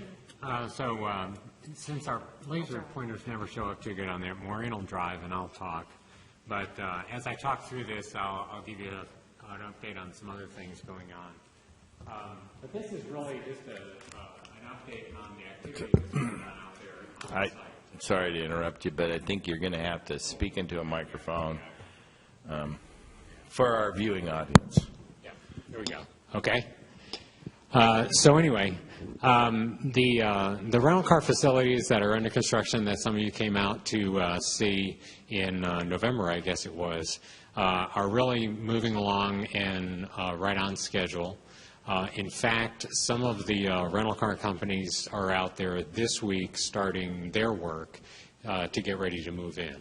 So by March 1st, they will all have transitioned into the new facilities. So we're really excited about that. I'm going to go over here so that you can see and hear. So just an overview for some of you who have not been involved. This is a phased project because we're building on top of ourselves. So the first thing we had to do was build this new parking area down here. And that's really replacement parking so that we could build the new rental car facilities, which are located here. So this is what we're talking about when we're talking about the new rental car facilities. This is a new quick turnaround facility. That's where they gas the cars up, they wash them, and they get them ready to rent again. And there's 3 buildings here, and these are remote service sites where they can do light maintenance. So if they need to change a tire, change the oil, those kind of things. So the rental car facilities today are all kind of scattered around over here. So they will move and relocate it in here and be all consolidated in one place.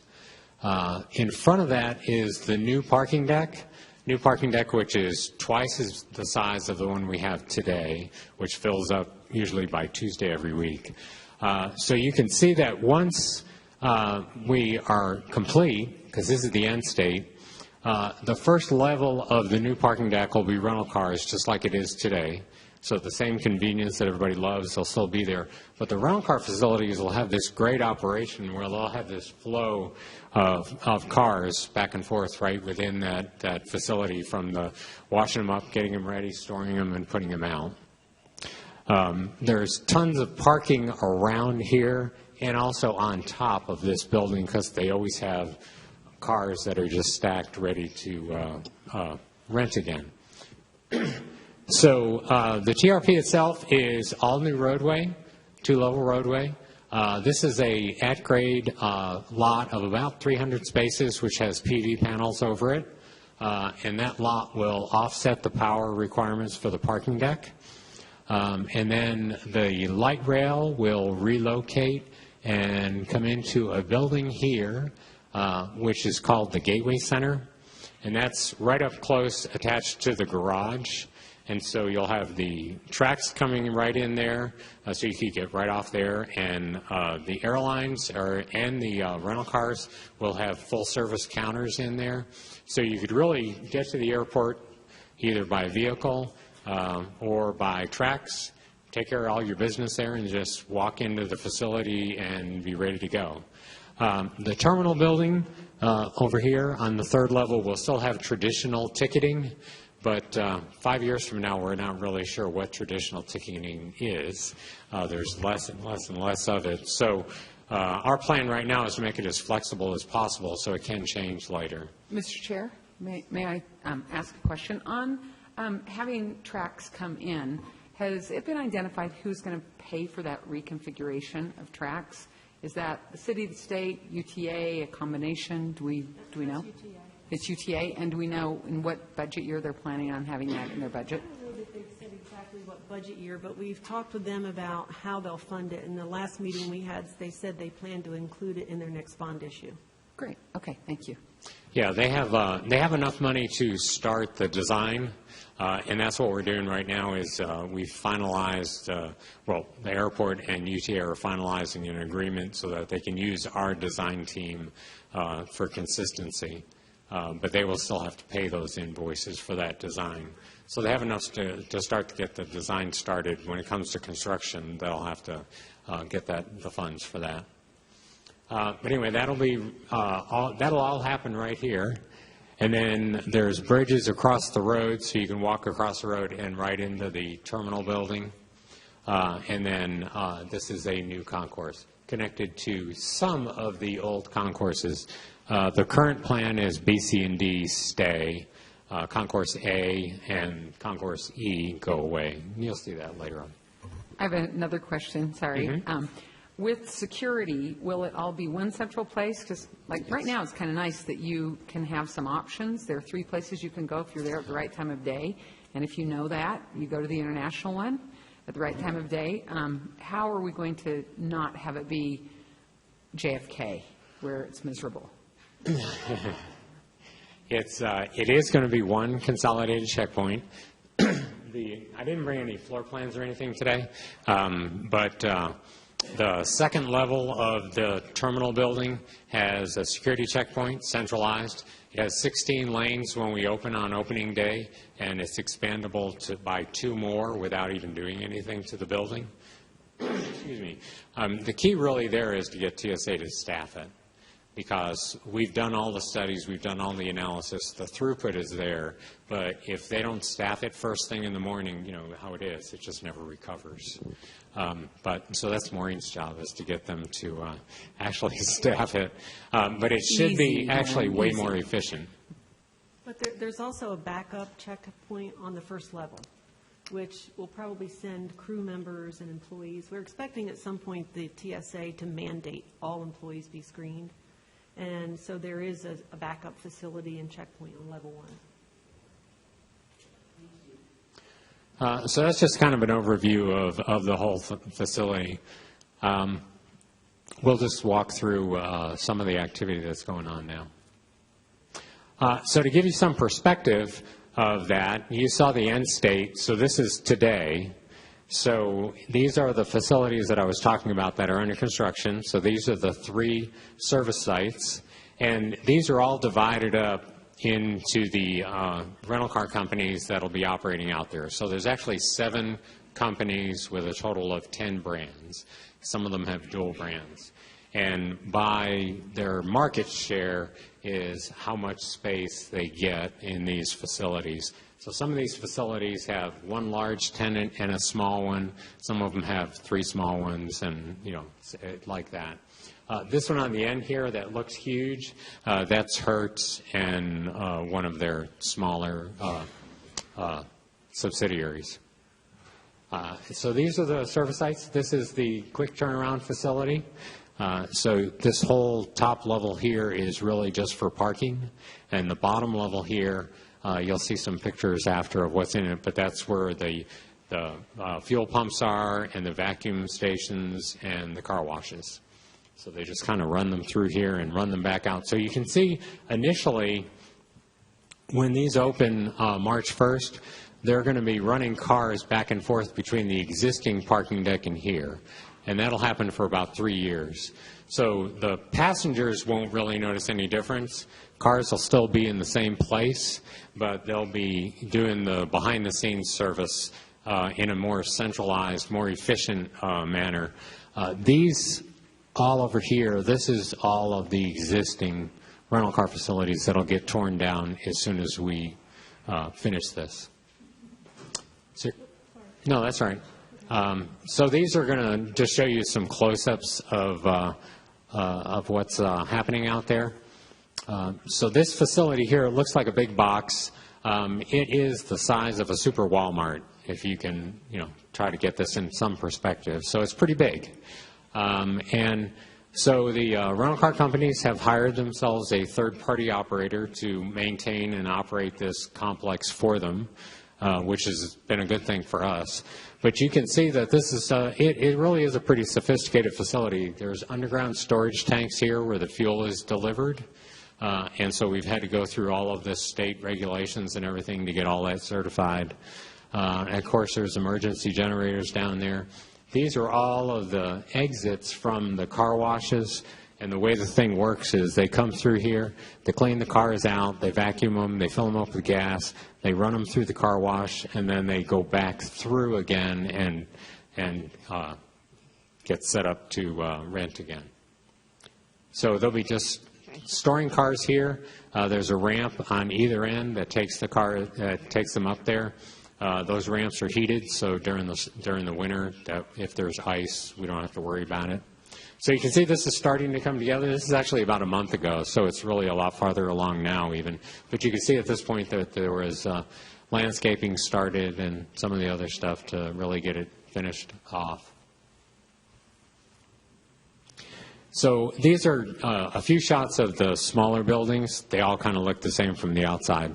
But what we're trying to show you here is this is one of the farthest, they go ABC is the way they are. But anyway, this is Service Site A, and this has National and a couple of the other small ones in it. But you can see there's a public side to all these buildings, so if someone is coming to visit with the administration folks, there's some administrative offices on one side. I'll show you a picture later on of the inside, but this whole side along here where the big doors are, those are just like big service bays. So if you were going to a Jiffy Lube, that's where you would be going. Between these, all of the leases, so if there is one rental car company on one side and one on the other, we have all this fencing that's going in. They're just starting to install it now. And security is just like of the utmost important to these folks because they have a tendency to have people that drive off with their cars, and it's kind of not too good when you're self-insured.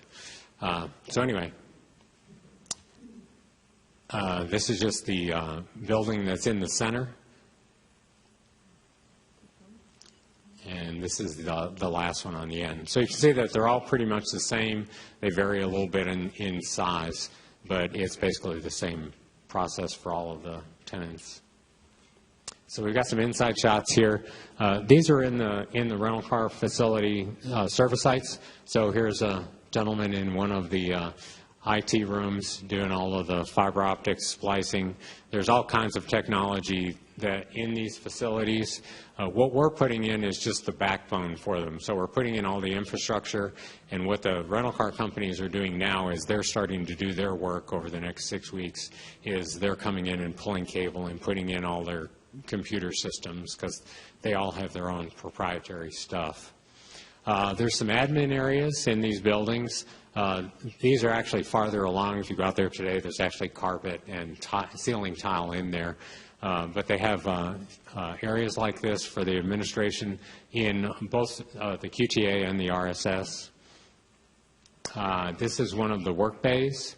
So you can see, if you can imagine, all of our stored stuff that's in here, out of here. It's just a big open bay. And what the companies will start doing now is moving their lifts in there and their tire changers and all that kind of stuff that you would see if you went to get your oil changed. But their lifts are not, they don't have pits because they only do light maintenance, so the lifts just mount on the concrete that we've already got out there. So this is the quick turnaround facility.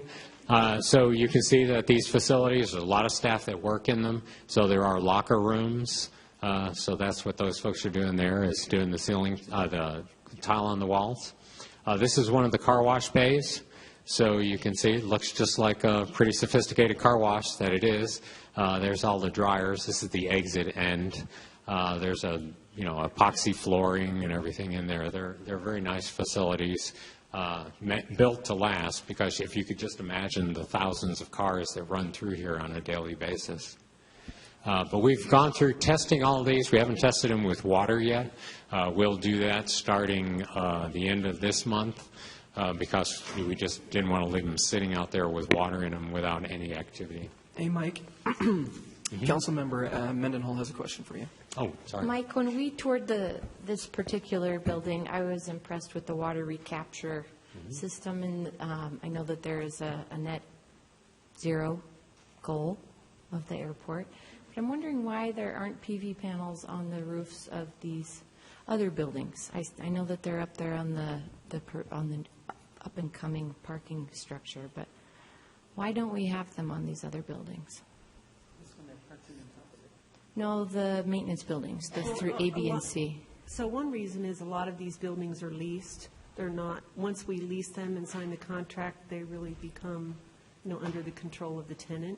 So we've planned some PV panels, and we right now are working with the renewable energy consultant to find other locations for PV farms on the airport. So these might be a candidate. We'd have to negotiate with the rental cars again to do that. But we are looking at other options. Okay. Now, the quick turnaround facility, the roof is all meant to be parking for cars. Right. I meant the so the smaller maintenance ones, ones are candidates. But the renewable energy consultant, HMMH out of Boston, that's working with us, is, like Maureen said, is looking at all options throughout the airport right now. They completed a study on the lot that we are building, and they've proven that the design is going to work, that it'll pass the FAA tests, because there's all these FAA requirements for reflectivity and everything on where you're allowed to put PV panels on an airport. They've also verified that, the amount of power that we will get out of that lot. So it really is going to be effective as far as what we're doing with that lot so far. So they're going to see if it makes sense to expand it throughout the airport. We'll watch for that. Thank you. This area here, the fuel pump is actually covered in plastic, but there is a gentleman working behind it. But that's because they were pouring some concrete in these. But there is a fuel pump here. You can see there's the vacuum station there. If you saw the rest of this photo here, there's actually the lines that you pull down for the windshield washer fluid and all that. So it's just set up just like you would expect it to be. Maureen was really fascinated the first day she went out there because we only have one grade of fuel. So there's no high test or anything. They just use one grade of fuel in all these cars. But these are pretty sophisticated. We've tested out all of the fueling already. And gone through all of the calibrations and all the state requirements and all that's passed. So when our consultants are back later this month, they'll test out the fuel management system. So each rental car company, they have assigned to their car jockeys, they call them cards for when they fuel the cars up. So every time they fuel a car up, they have to put one of those in there, and it records whether Hertz filled up a car or so-and-so filled up a car. Pretty sophisticated system. So, Mike, a question for you. Is the gasoline brought in by truck, or is it piped directly from the refinery? It's brought in by truck. And so those tanks that I showed you in the first slide that are there, there's 3 tanks, 3 75,000-gallon tanks in the ground. And the truck just pulls right in there and fills them up. Are they also equipped with charging stations as we move toward electric vehicles? No, the rental car companies right now haven't really figured out how to deal with electric vehicles in their fleet. And so they were not interested in having electric charging in there. Now, the airport is going to have electric charging stations in the parking deck, in the public parking deck. But even on the rental return level, the rental car companies just are not really, they just don't have the business model yet that supports that. Thank you. That's something that certainly can be added later if the industry goes that way. And then this is just some of the shots of the outside. You can see these are a little bit later than the earlier ones, so you can see how finished these areas are. So there's that ramp up to the top deck. There's one on each end. Here's some of the area next to that. Now that's all finished off, doing some of the final paving a couple of months ago. And then starting to do some other work, which I'll show you in a slide coming up, which is near the terminal in front of the building. So the next three slides are just going to give you some idea of what's coming next. So of all the work that I've shown you so far, one of our primary goals for the terminal redevelopment program is to maximize the opportunities for the local community, so the local contracting community and the architects and engineering community. We've had local architects and engineers that have been working on the design team with our master architect, HOK, from the beginning of the project. Since we started bidding out the construction work for the south parking lot and the rental car facilities, and then the work we just awarded, the notice to proceed letters went out today, actually, on that phase of work. We have the next phase is really enabling work all over the airport, which is to clear utilities, start realigning roads, putting in temporary roads, and starting to build the deepest part of the terminal. It's all kind of enabling work to start the real big terminal construction later next year. That's just been awarded. So of the $124 million worth of trade contracting that we've awarded to date, 97% of that has gone to Utah-based companies. So companies that are located in the Wasatch Front have really gotten $120.3 million of that $124 million worth of work, which is really one of the advantages of using a construction manager on a program like this is they will take and break the work up into smaller packages that people can bid on, even if they're not huge companies. As we get into the terminal, some of the really big steel contracts and MEP contracts there are going to attract national attention, but we've really been able to provide a lot of opportunity in the initial work. And even those big firms, when they come in, they'll sub some of the work out to a local partner so that they have a local presence. So this work is going on now.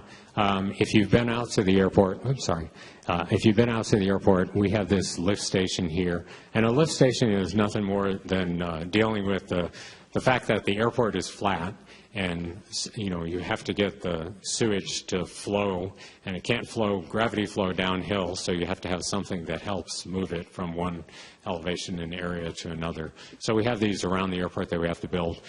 This one is being built near the drive lanes into the parking deck. So if you go out to the airport now, you'll see that we've kind of cheated and taken a lane away, and that's the reason we're doing that construction there. So to support that, really for a couple of months this fall, we started doing what we're going to be doing all over the airport, and we had some utilities that we had to get in, and we had to cross all of the entrance roads in front of the terminal building. So there were a sea of barrels out there for a while, and we just had to do a section at a time across lanes to get across the roads. So that work was done. We had to get it done before Thanksgiving, and it was, so that we could get all that out of the way. But those are the kinds of activities we're going to be doing all over the airport now, both airside and landside, getting ready for the construction. And this is give you an idea of some of what's coming up. So, we've talked about this already being done. This will open soon. Then we knock all this down, and then we will start realigning roads. And this is a road here that we're going to build so that we can get construction traffic to the back here, to Airside, without interfering with the traveling public. We'll start fencing off these areas here to start construction, and these areas here. So it really is a phased construction working around the existing operation. These are all temporary roads. This is a temporary access road to get delivery vehicles in. All kinds of those kind of things will be going around the airport. And this will just give you a little bit better idea.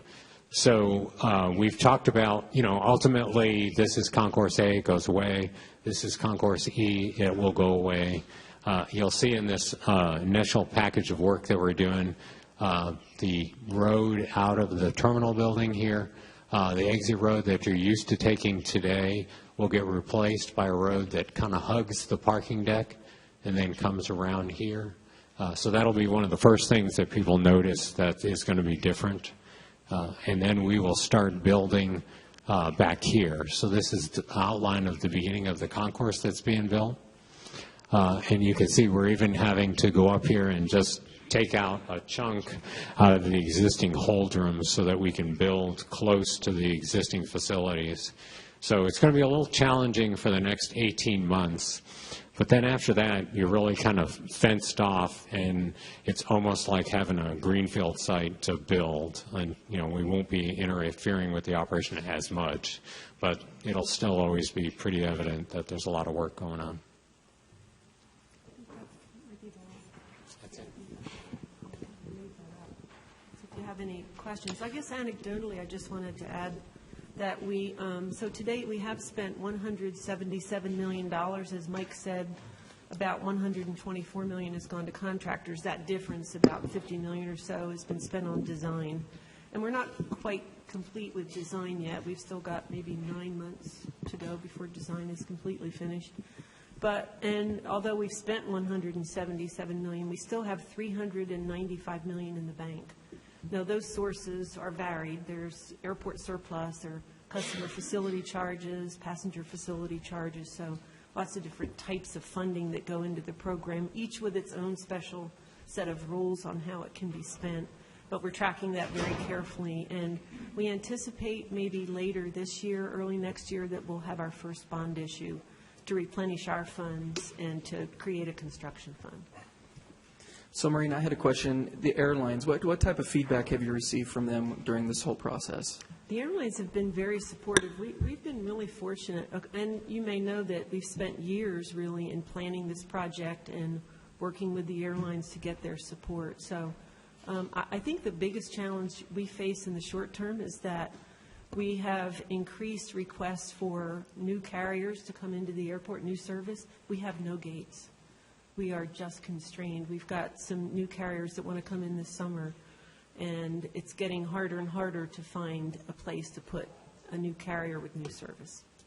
But the airlines have been very involved in the whole process, and they have an individual who is assigned full-time to our program. So he's in our trailers out there with us, so he's their technical representative. So he represents all the airlines. So he gets the information that we need from them as far as what they need in their ticket counters and in their back office space and everything, and helps integrate that into the design. And then he'll be there throughout the construction too, to assist with all the specialized, airline equipment as we bring it online and everything.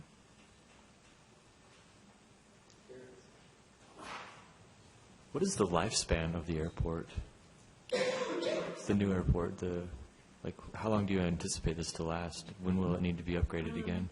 Well, the good thing about this project is it's expandable. The current facility and the footprint are not expandable. So generally these buildings have a 50-year life, but many, many airports go through, like you mentioned, reconstruction and improvement cycles. So it's really intended to last forever. Say that with,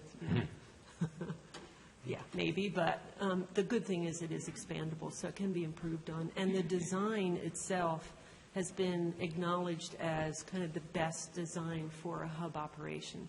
It's designed like Atlanta, Denver, all those airports that operate with linear concourses for a hub operation. So it's been tested in the industry now, and it seems to be the best and most appropriate design for a hub airport. And the airlines and the airport have a plan to build another parallel concourse to the one that we're building now, which will replace those 3 concourses that we're saving. And Maureen can speak to when, but they're, they decided that they would decide when to pull the trigger on that, as we move forward. So at some point in the future, that those 3 concourses will probably go away.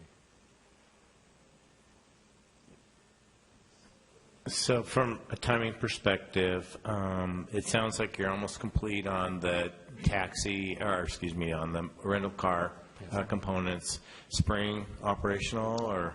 Yeah, by March 1st, they should be operating. And then when does construction start on the new parking structure? What will happen is the new parking structure construction itself will probably start in early 2017. We'll do all this enabling work that I've been talking about.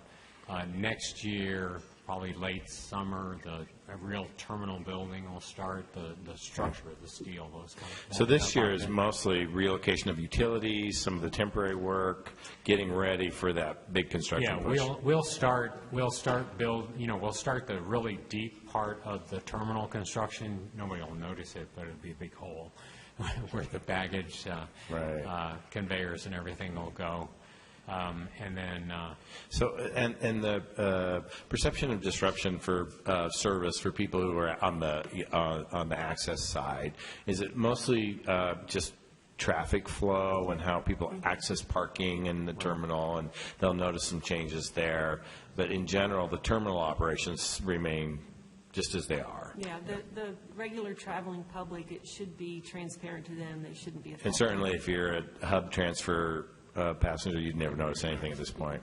It'll mostly affect the people on the roadway system. Okay, thanks. Yeah, and the way it's being built, other than the portion of the concourse that has to be built where the existing terminals sit today, the rest of it will open only once. So the new parking deck, the new terminal, and half of the new concourse will all open at the same time.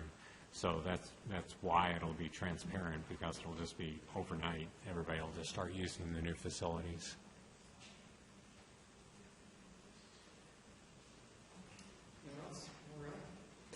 Thank you very much for coming and giving us this presentation.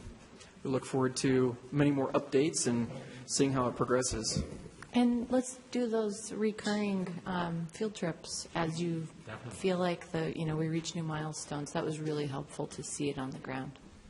Thank you. It makes a difference when you actually see it in person. I'm a visual person too, and it's really helpful. Thank you. Thank you. Thank you. On to item number 8, Utah Open Meetings Law Training with Margaret Plain, the city attorney, and Boyd Ferguson. And we're going to have an awesome presentation here, right, Boyd? The best ever. Yes. He says that because we have to do this every year. It's required by law, but I try to make it better every year. It's like Groundhog Day. If I take less, is that a problem? Please don't take 40 minutes. I don't have 40, depends on your questions. Yeah, Margaret has I can pencil it. I think the materials were inadvertently left off, so we brought a copy for the recorder and for everybody else.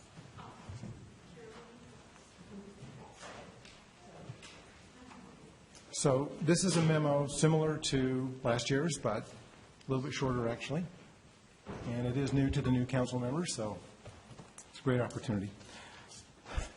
General overview is this is one of the transparency laws that along with GRAMA, that we need to worry about. And there are 3 basic principles. First of all, with some exceptions, meetings of the city council are supposed to be open to the public. Secondly, in order for that to be meaningful, notice has to be given to the public so they can decide whether to attend the meeting. And third, a record has to be kept of the meeting. So I'll go into some detail about those sorts of things. So first of all, what is a meeting? A meeting is the convening of a quorum of the city council to either discuss, receive comments from the public about, or take action upon business for which you have jurisdiction. Okay? So a chance meeting, a social meeting, if you're not talking about city kind of business, that's not subject to the open meeting law. Okay? Don't know if that happens very often, but that would be an exception. So the notice is generally handled by the city recorder's office, but for your information, there are two kinds of notice. Because you Excuse hold me, meetings- Boyd, can Oh. I just jump in for a second, Mr. Chair, Mr. Chair-elect, excuse me. I think it's important to clarify for the record that, for example, when we have dinner during these council sessions, we really make a point, even if there are four of us sitting at a table, to not discuss anything that is a council matter, because when there are four of us, it does feel like a meeting. So we're pretty careful about that, and obviously it's not, but just to let the public know that we are aware of that and make sure, and we will have someone who'll say, oh, I think you're straying into council discussion, and it's usually one of you, and then You thought I was just there to have dinner. yeah, but I think it's important for the public to know that we are aware of that, and we really don't conduct business behind closed doors unless the reasons you're going to give here in a few minutes, that Okay, good there point. aren't backroom deals. Thank you. Okay, so because you hold meetings throughout the year, you have to provide an annual meeting schedule notice, which is done in late December or early January. Very similar to that, yes. And therefore, if you ever hold a meeting that's not at the same time, place, or date as on that schedule, it becomes a special meeting, just an aside. Then, for each particular meeting, you have to give 24 hours notice to the public. That is done in three ways: posting it at the principal office, which ends up being on the bulletin or the easel over here in the hall. Secondly, it has to be posted on the Utah Public Notice website. That's a relatively recent development. And third, it's got to be provided to a newspaper, so the newspaper can decide whether to send a reporter to cover the council meeting. But this does not apply if you have emergency meetings. I don't think you have very many emergency meetings. It's really a health, safety, welfare kind of, we have an earthquake or something like that. In that case, you don't have to go through the 24-hour notice. You just have to give the best notice possible under the circumstances. I hope that never happens, but there's an exception for that. Okay, so the second thing you need to worry about is the agenda, which is part of the notice. And the agenda has to provide reasonable specificity of the matters you're going to be discussing or taking the votes on in the meeting. That's obvious because people who want to show up at the meeting will look at the agenda and say, is there anything there that I care about enough to go to the meeting? If so, they'll show up. If not, they won't show up. So you can't just, and you do a really good job with, specificity, so I don't know if they'll go into any detail about that, but not every city in town is, they might just say, general business, and that doesn't cut it. Okay, what about covering matters that are not on the agenda? Okay, you can't take any final action unless something is on the agenda. I don't think you have a problem on that. But sometimes in the public comment session, somebody may bring up, a member of the public may bring up an issue that the chair thinks is something that ought to be discussed by the council members. So in the chair's discretion, the council can then discuss, but cannot take action on an item raised by the public. Okay? Any questions so far? Okay. As I mentioned, all meetings are supposed to be open to the public unless they fall into the exclusions for closed meetings. So let me run through what those are. First is to discuss the character, professional competence, or physical or mental health of an individual, often referred to as the personnel exception, but it could be broader than that.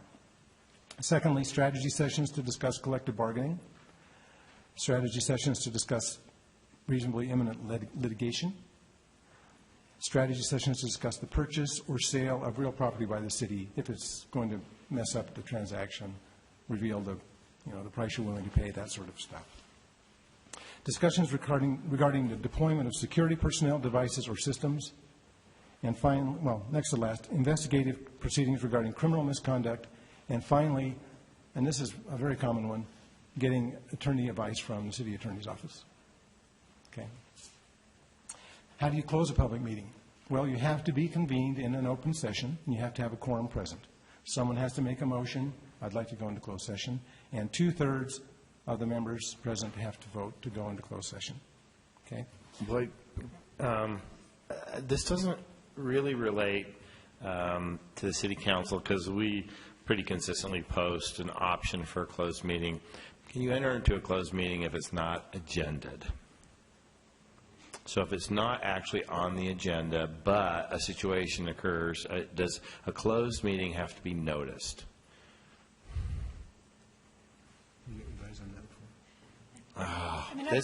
I love when I can stump, boy, especially on closed meetings. This is like my favorite thing.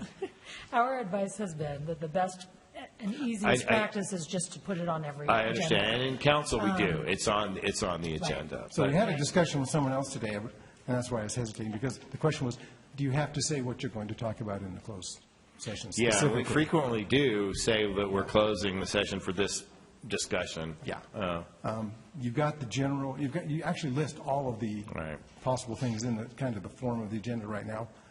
But it seems to me that since the public can't attend that anyway, you wouldn't have to say, you know, personnel about so-and-so, something like that. Okay.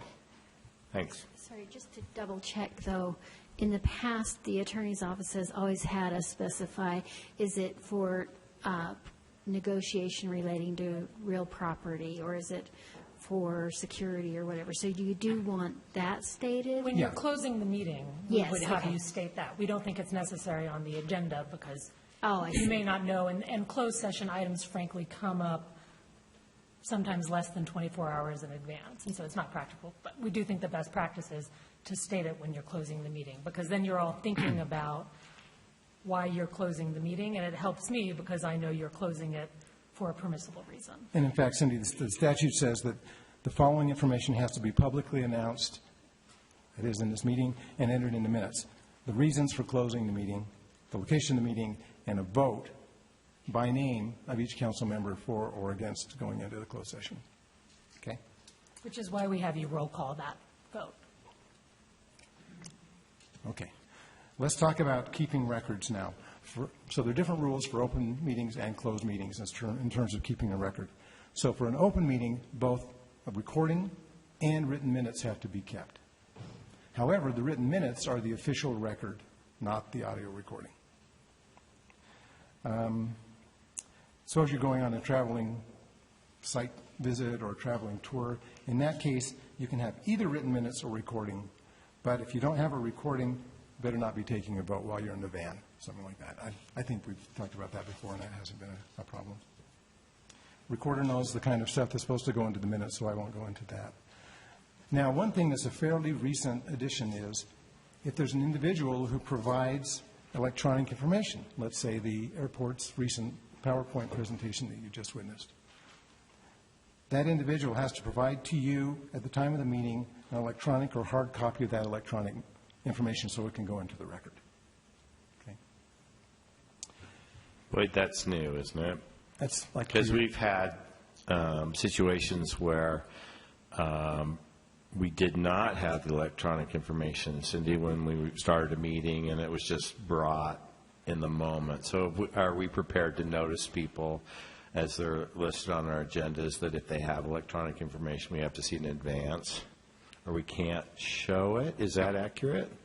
Or can they turn it over in the meeting? It says at the time of the meeting. At the time of the meeting. So they can bring it to the meeting, but we have to capture it. I think it's so the recorder can then take it and put it as part of the record.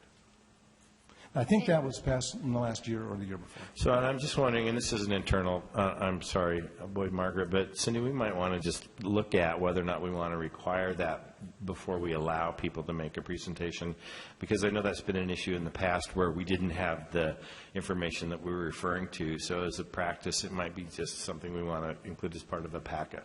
If I didn't say it, it's electronic or a hard copy of the. Yeah, and we actually, a couple of years ago, the council asked us to start really strongly requesting that we have those presentation materials in advance, and we don't always succeed, but we do follow up the day before and say, do you have something? Okay. So Thanks. we'll keep going in that direction. Okay, next is approval of minutes. There's some recent statutory amendments about this. The council is supposed to implement procedures for how it approves minutes. So one thing you need to do is within 30 days after a meeting, make pending minutes available to the public. Okay? Then after you approve minutes, you have 3 business days to get them posted on this Utah Public Notice website and posted at your office. And then within 3 days after this meeting, for example, you have to have an audio recording available to the public for listening. But that kind of detail is like last year or the year before, too. So, Boyd, I hate to go back to item G, record of meetings, but it says here the council has treated its dinners before or during council meetings as meetings, at least to the extent of providing public notice to the dinners. If those dinners really are meetings, they must comply with the minutes and recording requirements. Does that mean we should be recording our conversations at dinner?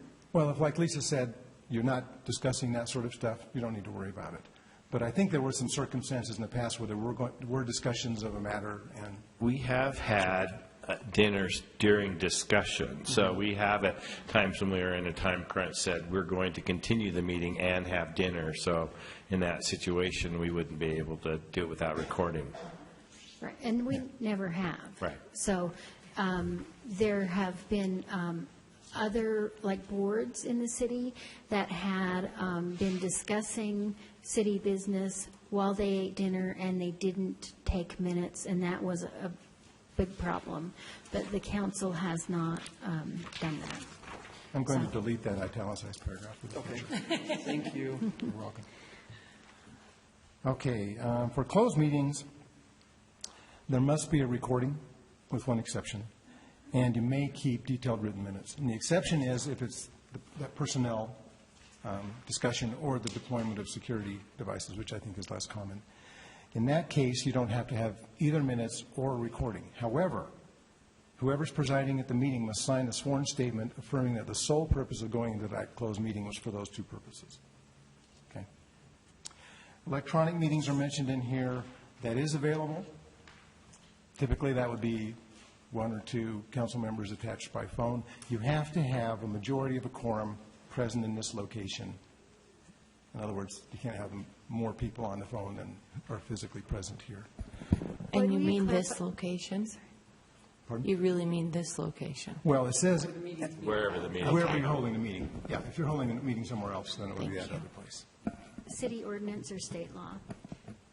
That is a city code. Okay, so the council could change that. Some entities choose to just say one board member has to be present. The council, when they did that ordinance, it was when electronic meetings were not very common at all, and they were really striving to minimize that and to maximize transparency. So So I imagine there could be a possibility where we didn't have a majority present, but we may still have call-ins or I mean, and you'd need to we've change had the ordinance. at least 2 people gone at the same time. I know maybe even 3 that I'm aware of who called in. So it's our city ordinance. that It's dictates that. 2.06.030. That's for the council. There's another one that applies to all other city boards and bodies, and you probably want to think about changing that one, too, if you want to. do I that one. think we should look at changing the emergency meeting qualifications so that at least for emergency meetings, we could have Perhaps that electronic. call-in Yeah, ability. that's a good or- idea, actually. Yeah. Because this building probably wouldn't even be here in that case. And This building will be here, but you won't be able to occupy it, because it'll be Stand on here top for you of to it. exit. But you And- probably might not be able to But get that back makes, in. I think that makes sense that we should talk about that. Thanks. Okay. I'm going to do one thing last. Let me just talk a little bit about what happens if you violate the open meeting law. If you violate anything in the open meeting law, someone can take the city council to court within, if they sue within 90 days and get the action reversed and voided. However, if you knowingly violate the closed meeting provisions, it's a Class B misdemeanor for any council member. So I always advise against doing that.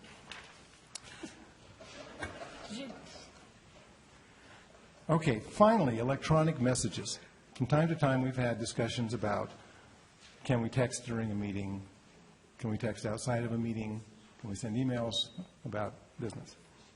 So in 2011, the state legislature changed the law to say the act does not restrict a council member from transmitting an electronic message, such as email, instant messaging, or text messages, to other council members at a time when the council is not convened in an open meeting. Okay? So what's clear is, once you're outside, you can text other people. What they said in the legislative debates was, we're leaving for another day the question of whether you can text while you're in the meeting. Okay? I'm sorry, one of the questions that's come up too is the idea of like multiple text. And occasionally we do that for informational reasons. We might get a text to all members about something that's going on. There may be some questions and follow-up about that. We've never held business in that respect, but is there a problem with that sort of multiple text? I understand, my understanding of the reading of this is it's the one-on-one, no problem. What about a group text? Our advice is that if you text to more than a quorum and you're trying to discuss business, that violates at least the spirit of the act, because otherwise it'd be like getting on a conference call and have everybody, would you do that? No. And I understand the spirit of the law, and like I said, my expectation is that we don't do that at all. But is there a problem with the state code if we are doing that for informational purposes to disseminate updates or something like that? Is there If there's a no problem? discussion and no decision-making, I don't think that's a problem. Okay. Again, it's when you're discussing or considering matters over which you have jurisdiction. Got it. And there's more than a quorum, and you guys are going, not that you do this, but if you were going back and forth on a policy discussion, that certainly violates the spirit and intent. Okay. Of the That would fall in those three things that constitute a meeting. But obviously, council staff wants to help you all do your business, and so they'll send emails to all 7 of you, ask you to reply individually, or maybe it's just a scheduling thing. You've got to be able to do your business, right? And I know that the staff is very careful about this and very cognizant of it. Cindy? Just that we have been coordinating with these guys to be sure we're doing that correctly. Information, just sending it out, occasionally will count. If it's about a police matter, a council member will write back and say, oh, what a shame, or something. Anything that, where we need feedback, we're asking people to respond individually. Right. So I think we're Don't okay. respond to the group. Right. Okay, that's all I've got. Any more questions? You can't be done.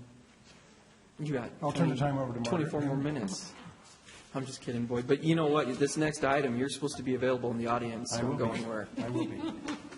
Item number 9 is Government Records Access and Management Act, which is a grandma training. Margaret Plain is not going anywhere. We've got Cindy Mansell, the city recorder, Nicole Smedley, the assistant city recorder, and like I said, Boyd Ferguson will be available. Do we have a copy of this electronic presentation? I'm kidding, Cindy. From the recorder's office. Does the recorder's office have a copy of this electronic presentation? They have diligently put together a lot of materials that I think will be really helpful for you all. My role here is really to introduce this topic and be available if there are questions, but these guys are the experts, of course. Our understanding was that the goal of this briefing was really to answer kind of 2 questions. And those are, what do I have to keep and for how long? And who can ask for my stuff? I guess from the big picture, we would basically say that, as you all know, GRAMA is the vehicle for the public to ask for records about the city's business. And you'll hear a lot about that, and I think we have a pretty great system in place to do that. We also have a lot of information on the internet because we're a transparent organization, and we try to provide as much as we can that way. Litigation, whether or not the city is a party, is another way that people can request your records and the city's records. So we always have to be cognizant of that when we're keeping things. And then finally, we all want our own records to effectively and efficiently conduct the city's business, right? It's part of good government is to be able to access things you've been working on effectively and efficiently, and to meaningfully be able to find things, put your finger on them, know what you're keeping and why, not keep all of your junk mail. It's just part of doing our jobs, helping the city do its business, and helps us be a transparent organization. So, like I say, I think these guys have put together some great material on sort of a GRAMA refresher, or briefer, as the case may be, and then an overall records overview. So, turning it over. Okay.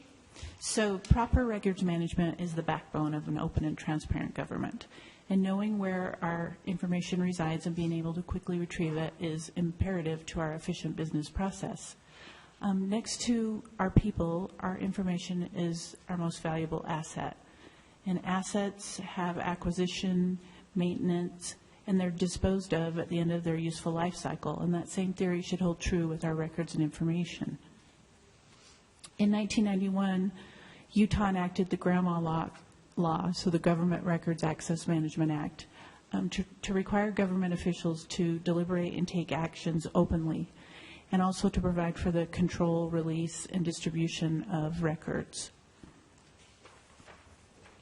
And basically, the intent of GRAMA was to carefully balance the individual's right to know, along with the public's right to know, along with the individual's right to privacy.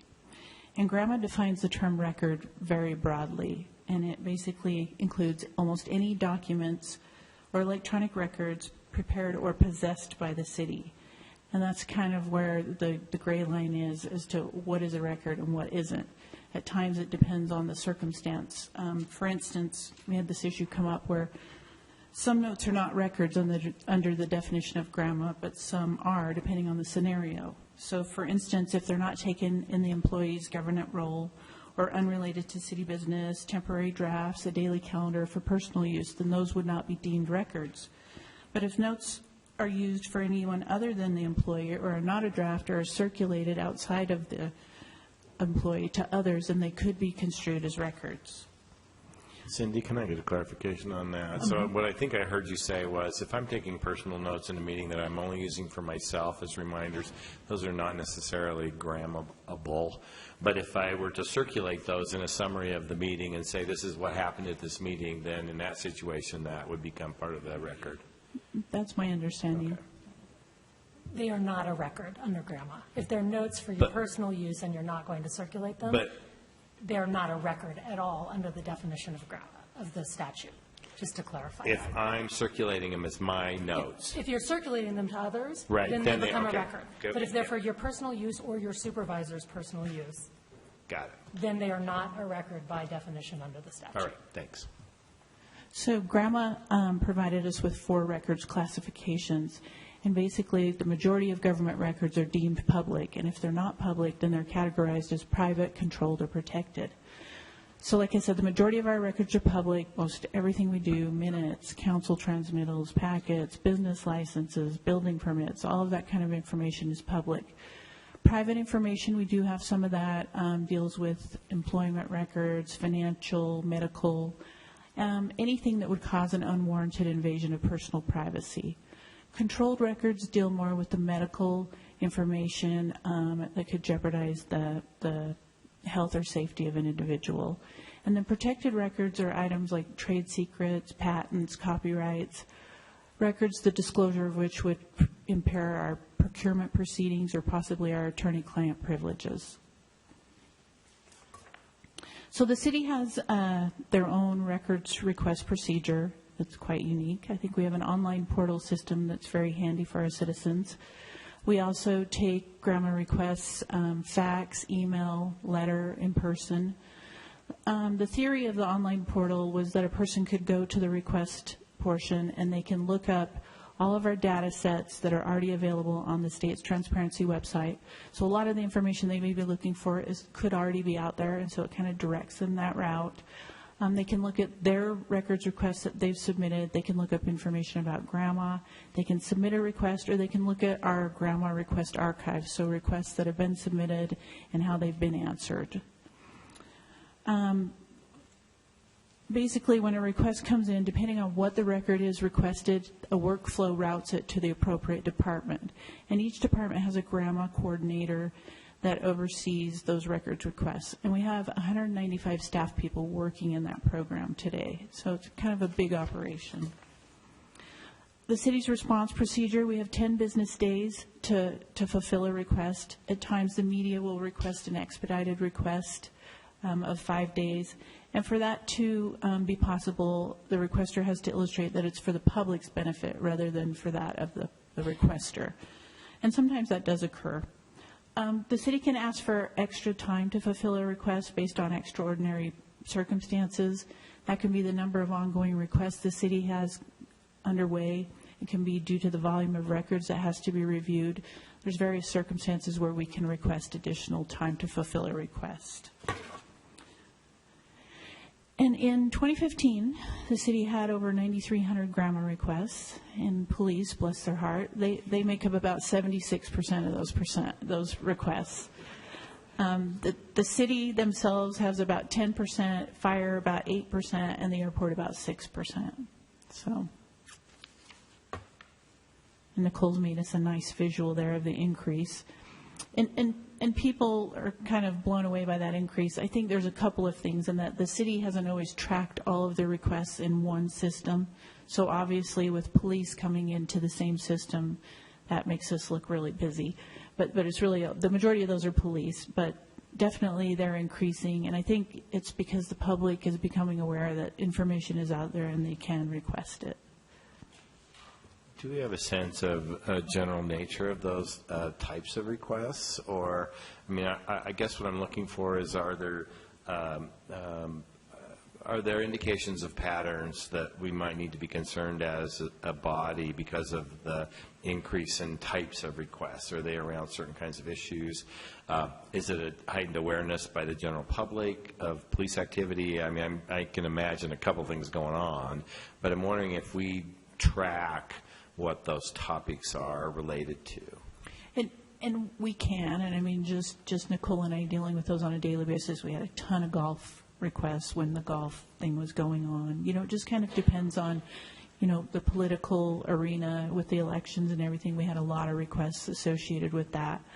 I don't really think there's anything we can do to prevent it. It's just kind of the hot topic items at the time.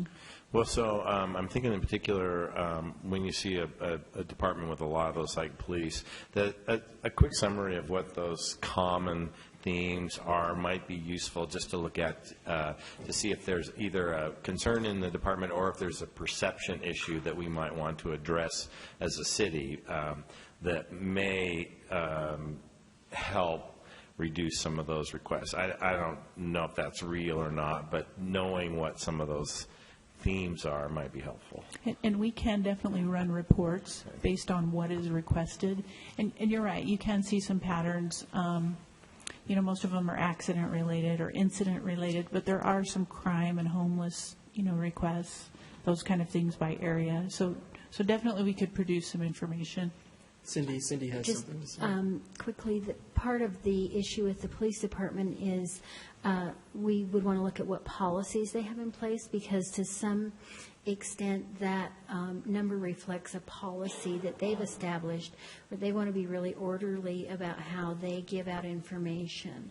And so they are requesting that the public fill out a grandma request in some cases. So that kind of information is part of the picture, and so that they could give us more about that. Okay, thanks. So where somebody might come into our office, and it would be something that 10 people have already asked for that day, and it's, you know, right there available, that they might be asking for a unique record. So in the police department, it may be a very unique situation for an individual rather than a broad topic kind of issue. It's a lot of individual citizen contact requests. Right. The police have a lot of contacts with a lot of individuals, and they want to find out what's in the police records about that contact. Got it. So that's a lot of it. But Cindy's right. I mean, they could get you guys some information along the lines. I'm not looking for adding additional workload, but if there's some way to sort of easily summarize what some of the themes are or topics, I think that would just be helpful to have that information.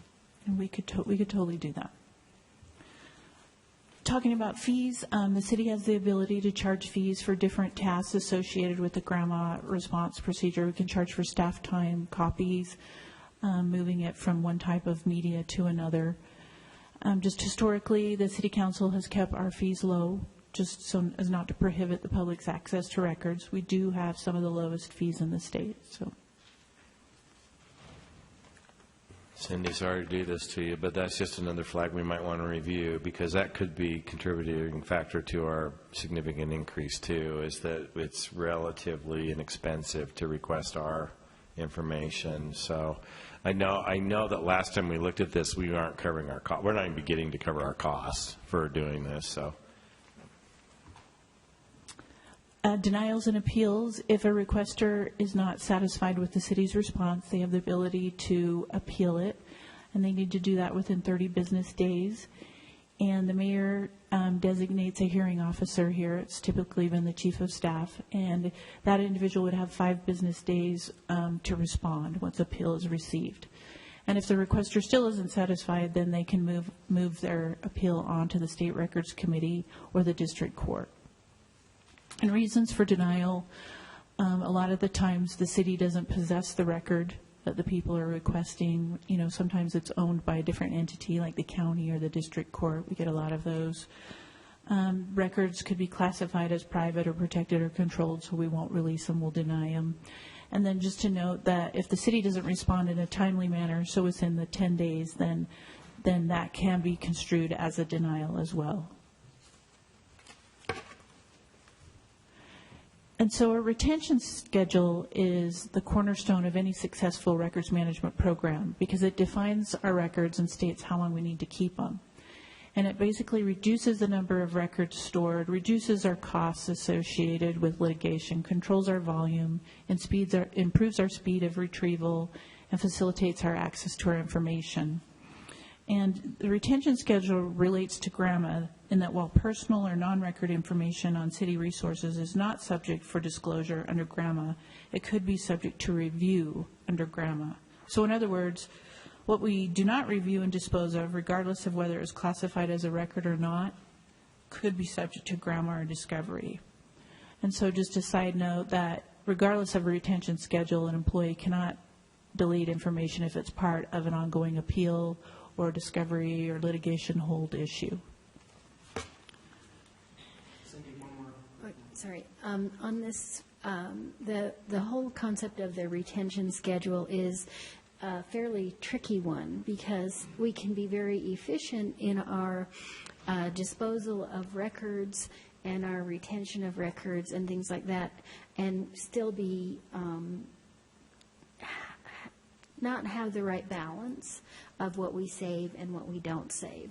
So there's one level of what's required by law, and then there's another level of what is efficient for a city. And so all of those things have to be weighed. And sometimes it's good to have documents available because litigation comes later, or we need information for legislative history or things like that. So it's a real struggle, and I know that it's something that the Recorder's Office and City Attorney's Office has been looking at a lot.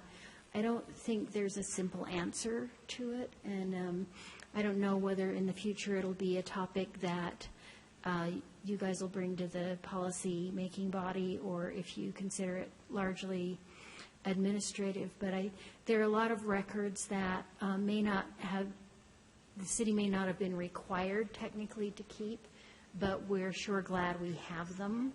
And since we have them for the last 50 years, it might be a shame to not retain them. So I don't know, will you be coming to the council with any kind of proposal, or is that something that you'll be deciding administratively? I think that we'll probably be coming forward with some suggestions. And you're exactly right. One of the issues I can think of is contracts. Historically, the city has maintained every contract ever entered into. Typical retention on a contract is 7 years. But I have a whole collection, so I hate to just start throwing those away. So it is kind of a per basis situation kind of evaluation.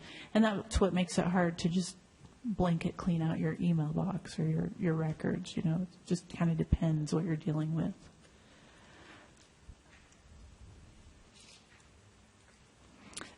The focus used to be on paper records, obviously, but it shifted to digital and electronic. Items like USB devices, laptops, body cams, dash cams, social media, instant messaging, text messages, audio, video. It's just exploded in the different kinds of media that we're collecting. And email is probably the number one issue because of the volume that it includes.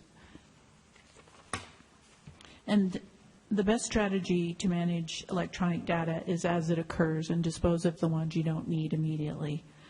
I can compare it to like your postal mail. You know, you go out to your mailbox and you get your mail. If you didn't sort through it, it would just pile up. So you throw away your junk mail and your stuff you don't need, and then you set your bills aside and you look through your business-related mail often. And I can make that same suggestion for your email boxes. You could set up a filing system within your own individual inboxes and use meaningful subject lines so that if you did have to search for things, you would be able to retrieve those easily. Basically, everything you do on city property is subject to grandma or discovery in case of litigation. And that applies to email, text messages, personal devices, anything on which you do city business. So that's kind of a key point. So could you clarify that for me? Because occasionally I could get contacted through my work email or something like and in fact, that's not uncommon. So how is that managed, or how is that, I guess, addressed based on law? Something through a personal or work-related email address. Is it based on topic, subject? How's that determined? And my interpretation is if you're doing the city's business, regardless of on your personal email account or what kind of device, it could possibly be a record for the city. The touchstones are whether you're creating or receiving something in your official capacity, or whether it relates to the conduct of city business. So and I think, Stan, I thought your question, I should say, Council Chair-elect Penfold, I thought your question, Vice Chair-elect, I thought your question really was, if I'm receiving work email to my city account, how does that make it subject to review under grandma or litigation? And vice versa. If I'm receiving city emails in my work account, I mean, and both have happened. Right. So if you're receiving work emails on your city account, they're not going to be records under grandma, but they may be subject to review under grandma or litigation, because frankly, we may pull your emails and have to look at them to determine whether or not they're responsive to the request. So again, just because they come onto the city's email server or a device doesn't make them the conduct of city business or a city record. But just heads up, we may end up looking at them because there's litigation or discovery or a grandma request, and we pull everything. So Cindy's very prudent advice is forward those back to the account in which they belong, reply from that account so people, don't keep doing it. Which is typically what I do. I mean, I correct people when that happens. But the reverse is also possible, too, where I might get somebody who doesn't have my city contact information might find me through my work contact. And just because they send it to your work contact, or my favorite examples, as a lot of you have heard, are Sarah Palin and now Hillary Clinton, that it doesn't matter if just because Governor Palin was sending things from her Yahoo account related to the state of Alaska's business, didn't make those emails somehow not public. They were related to the state's business. The account from which she sent them or to which she received them didn't actually change that. So again, the best practice would be if they're sending you something about the city's business to your Gmail, forward it on to your, if you think it's truly about the conduct of the city's business and something you need to keep, send it to your city account and respond from there. Margaret, for clarification, and it doesn't matter what device you're sending it on. If it's your own personal computer at your house that is not a city one, if it is your own personal phone, it doesn't matter the device. Server, account, those don't matter. The questions are you doing it wearing your official hat? Is it related to the conduct of the city's business? And Margaret, too, let's clarify that if someone, say Councilmember Penfold receives a city email at his work, he doesn't deal with it from his work, but there's one sitting on his city or his computer at his office where he has his full-time job. That doesn't make everything else in his computer public information. It doesn't make it discoverable. It doesn't do anything like that. And that's a common misperception, that people perceive that just because they have sent or received an email on their personal account or their personal device, that suddenly everything they have is public information. I mean, that's a good example of clarification. Thank you, Cindy. This is my personal phone, and it's used mostly for work, but I do access my city email account on it. Doesn't mean everything on my phone is available as public information. It just means any emails that were created through this device related to city business. Correct, with one clarification. It doesn't make them city records just because you do them on a work account or a personal device. It may make them subject to review, especially with the devices, under litigation or grandma. Litigation is more invasive than grandma, and if there were to be a discovery request related to items in your personal account and a dispute came up because it looked like you were doing more than what they thought, I mean, you could be opening yourself up. Not trying to scare you. You know, Cindy says every time we have this discussion, everybody wants 2 phones, and then they realize it's not practical and never want 2 phones again. And I'm totally sympathetic to that, because this sounds scary, but I also want to make sure you all have the information you need. So if you're doing, this is my personal phone, the city pays half of my bill. If there were a request under litigation for stuff that Margaret did on her phone and it was a legitimate request, I may well be in the position of handing this over to IMS. They may take a forensic copy of everything on my phone, including my awesome dog videos, and then somebody would sort of have to go through and say, clearly the dog videos aren't city business, but these emails that she did on her Gmail. Well, unless it was related to off-leash areas, and then your dog videos may be, if you were in violation of off-leash laws, that could be. Right. I try not to film violations of the law, but yes. Yeah. So does that answer both sides of that? I mean, again, I think the likelihood is low. But if somebody wants 2 phones, we can accommodate that. I mean, And some people if love that's- 2 yeah, phones. yeah. And some people, it works for them. So, you know, you got to do what works for you. But just remember, you know, if you're doing city stuff on your personal phone and something really came up, you may be asked to provide it. We would do our best to discreetly screen through what is responsive and related to the conduct of city business and to forget the rest of it. Well, so I guess that's a question that raises for me is that I'm trying to imagine I mean, occasionally a text, but I don't ever really do negotiations or, you know, deals on text. But accessing my email account happens daily. That same information is available through my city email account. So That's it's right. not necessarily a requirement to have my phone to access that. It would come through a different source. That's right. And let me be clear, one other, I've like now got to die because it's the flip side again. If you've got a city phone and you pay the city the fee and the policy and the ordinance to do personal business on your city phone and a question comes up, again, you may be still turning over a device that has some of your personal stuff on it. We're going to be discreet and set that stuff aside. But again, you know, that's the risk of the one device. But yeah, you're absolutely right. The most I would expect is that you could be critical of my music list because of my choice of entertainment, maybe.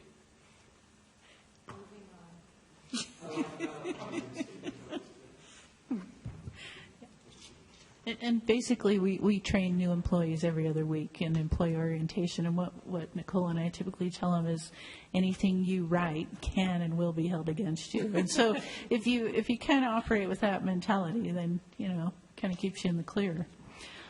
Just moving on, what does success look like for us? It means making records. Oh, I skipped a slide. I gave you a theoretical file configuration you could use for your inbox. That doesn't work for everyone. It's just an idea of how you could arrange your files and how long to keep them.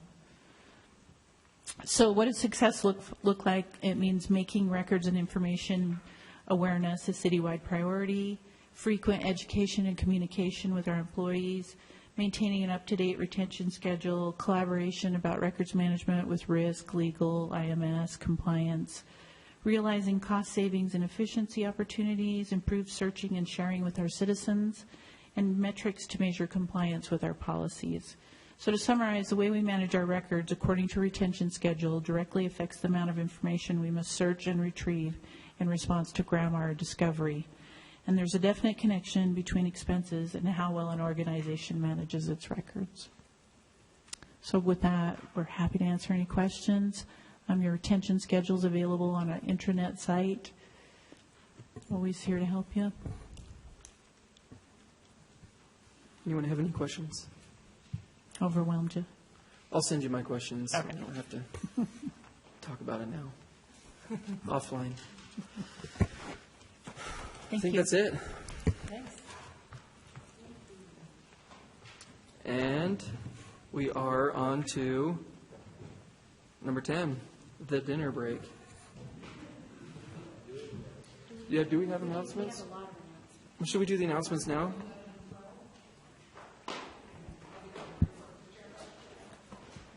You gotta go.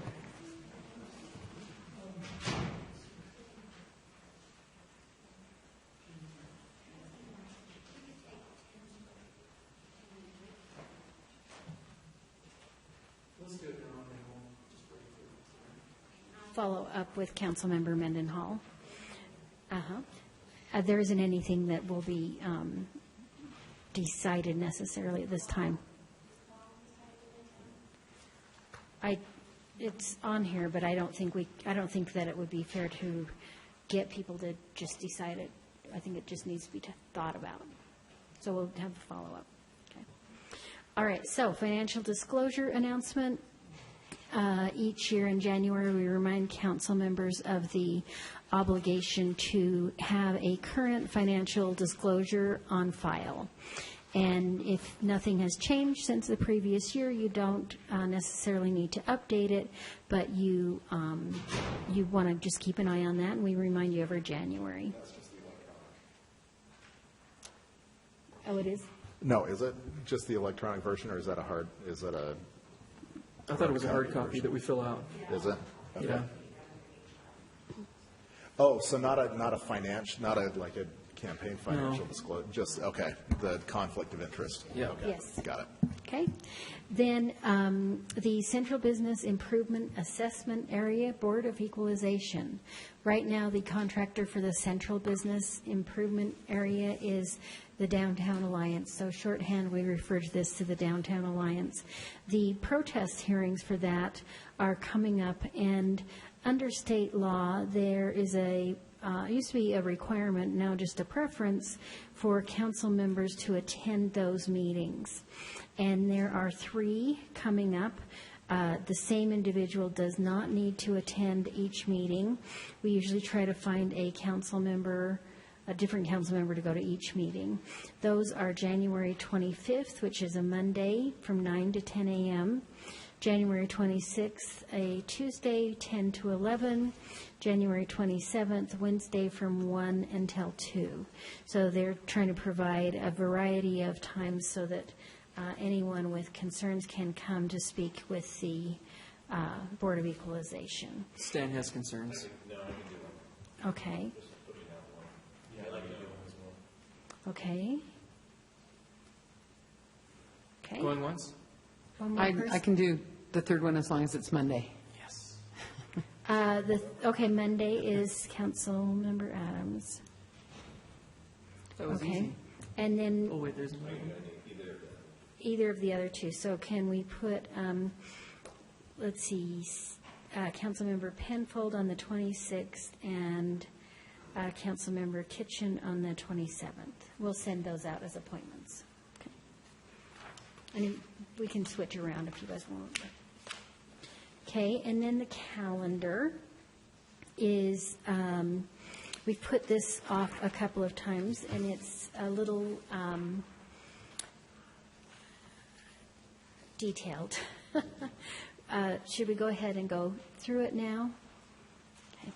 So in general, just so you're aware, in the past couple of years, we've actually had more council meetings than are required under the city ordinance. There are, in the ordinance, it specifies that you would have 3 meetings per month in most months, but not in the months of June, July, August, and December. And that is so, it was originally designed so that you could get a bit of a break in June, July, and August, and also December. What's changed in the past few years is that in June, we schedule the 2 meetings, but we also schedule a third just in case, and we keep using that third meeting. But just so you know, that's not not a required thing, and other cities do adopt their budgets, even though they get the numbers late from the county or state, and they do that by doing some contingency motions and things like that. So that's one piece of information, and then the other is that we always schedule a truth and taxation hearing. We don't always need it, but in most cases, either the city or the library has a judgment levy at least, or something like that, that triggers that truth and taxation hearing. Sometimes the council decides to have that on a separate night than their regular meeting, and that adds an extra meeting. So be thinking as we go through this if you want to have those additional meetings or how you'd like to handle it. Cindy, there's one suggestion I would just throw out there. The RDA, and looking at their meeting schedule for the year, last year we took off July and decided that we probably wanted to take off a July or August date as well this year. And just because of the way the dates were scheduled in July for City Council, decided to move that to August.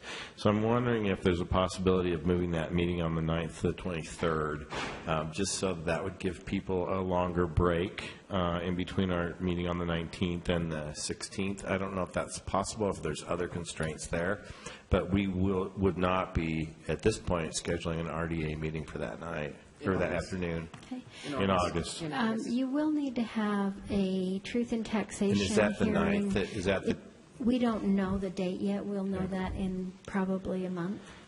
I know that complicates that 1st of August. Usually it's that first week of August, I recall that we might have to do that, so. The first week of August is a little odd because we have been not scheduling the Night Out Against Crime night. And so we usually end up with the public hearing that second week.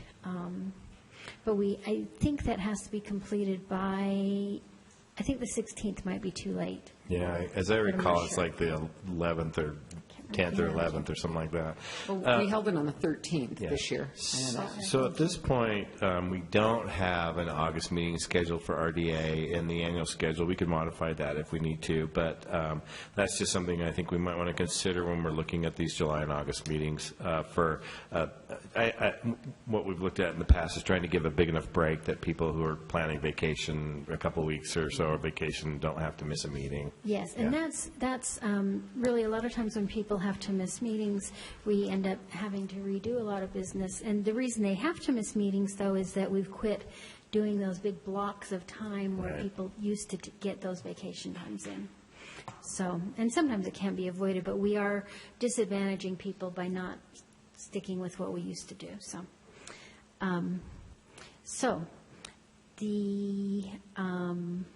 So in January, we already asked you the question about the retreat, whether you are okay doing that in your third meeting or whether you would like to schedule a different time. This calendar reflects doing that at your third meeting. Okay. Nothing in February. In March, the National League of Cities Conference conflicts with the second Tuesday of the month, and we have often scheduled meetings around that. It just depends on how many council members might be attending. Does anyone know right now if they're going to be going? I think we have a quorum going, at least a quorum. Are you going, Andrew? Charlie's not. I'm going. Derek, are you going? Lisa's going. And you're going. That's great. Okay. We could meet without you. No, I'm going too. I know we could meet without you, but not do any business. Why would you meet without me? It's time to have party time. Okay, so that's the 1st, the 15th, and the 22nd would be possibilities instead of the 8th. So you'd be pushing it just a week further into the end of the month. Is that acceptable? You'd be having meetings on the 1st, the 15th, and the 22nd. So that's another case where we're kind of wiping out that last 2 weeks. But okay, then in April, the American Planning Association. Not that some years people go to that and sometimes people don't, but that would mean that we'd need to move the April 5th meeting. Would you like to? It's not here, but I'm curious to know why the Utah League thinks it's a good idea to start their meeting on Wednesday when pretty much everyone has council meetings on Tuesday. But I guess it's not stuff till the afternoon, maybe. They always have. Yeah. Is that right? Are we talking? The mid-year conference. Their mid-year conference is always that. Wednesday, Thursday, Friday. But 'Cause they they have stuff usually on don't Saturday have morning. meetings on Wednesday unless you're on the board. It's Isn't it Thursday. the bike thing that they do that night, too? Yeah. Yeah. Oh, is it? Okay. Yeah. Yeah, okay. I just was curious. Yeah. So, but for the APA National Planning Conference, is everyone okay if we just not do a meeting on the 5th and go straight to the 12th? That'll be great because I'm going to be out of town anyway. So. Okay. Okay. So you want to go ahead? Just the Okay. 12th. Okay, the 12th, and then the 19th and the 26th. Right? Okay. And it works well for us to have meetings later in April because in the past, those few budgets that are already ready that have had to be approved by outside entities or things like that, sometimes the council is able to have access to those early, and that would be something like the airport or public utilities. So occasionally, we're able to get that done in April. Cindy, who's planning on going to the League of Cities and Towns conference? I am. Yeah, I am too. Okay.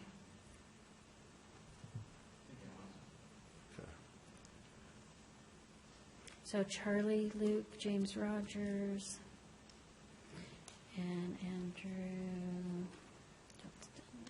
And then on the 12th, I should be here, but I have my plane lands, I think, at 10 in the morning, so, unless there's a delay. The 12th of April? On the 12th, yeah. Okay. In May and in, May, we schedule every Tuesday, and that's because we're in the budget season and we need all of those nights. Well, there's 5 Tuesdays. So we've got a tentative for 31st? And then sometimes we save some Thursdays. We haven't used them in years, but do you want to reserve some Thursdays just in case? Just in case. Should we just pencil in the 19th and 26th? Just in case. Just in case, Mhm. okay. That's right. Okay, so June, again, you can schedule the first 2 weeks with 3rd as tentative, and then you can schedule a couple of Thursdays if you would like. Can we take off the 2nd and the 9th of June? Not schedule those as, Yeah. sure. And then And then we just can do leave that the Tuesday, 17th. The and- 21st as a placeholder. Okay. Right. Yes, if we get to the 21st and we're not ready, we're in pretty big trouble. Right. Okay. Putting me on the 21st, this staff will kill us. That means we haven't finished the budget. It's the last straw. Yes. Okay. Then July. Did we do July? July, we're okay? Okay, then August, we'll have to work around that truth and taxation hearing. We'll come back to you when we know more about that, if that's all right. Do you want to, well, no, there isn't anything we can do until we Until we know know. those dates, okay? And then, One thought, even if RDA is in July, we maybe just have a work session on the 9th if we need to have the truth and taxation and not have RDA then. I don't know. It's nicer to have, clear everything out, but we could maybe do that. And then we wouldn't have, and not have And just the not have a July formal 12th. meeting? Yeah. We have to have 2 formal meetings, don't we, in August? yes, the truth and taxation hearing, though, is a formal Counts. meeting. Okay. So you're okay, yeah. So we can do our best to get the truth in taxation scheduled with the county on the 9th. We can request that. Okay, then September,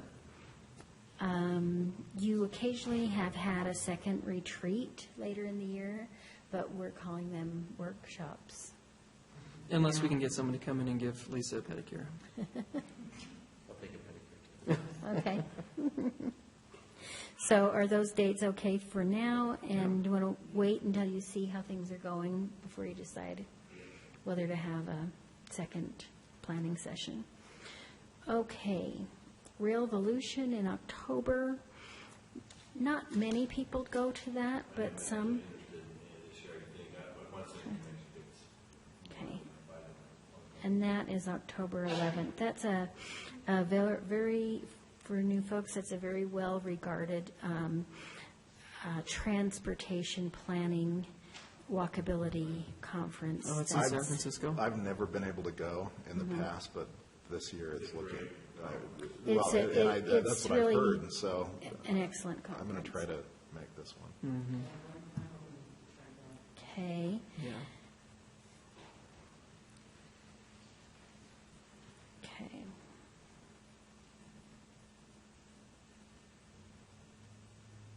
Okay, so that is, so we wouldn't have the 11th, we could have the 4th, the 18th, and the 25th.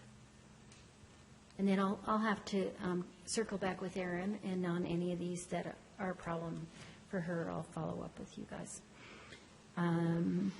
November, we don't do primary election, final election night. Let's see. 1st and 15th. Okay, so, yeah. Goodness, we have the NLC in Pittsburgh.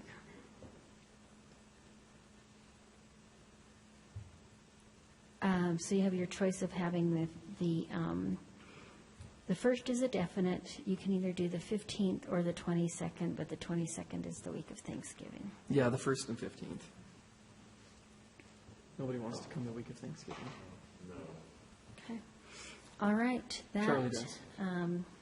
The 6th and the 13th would be the natural December dates. Yeah. So. Looks Okay, good. thank you. Then we have the Council of Governments representative, and that I'll just ask you to take a look at and think about, and we'll get that figured out when you have everyone here.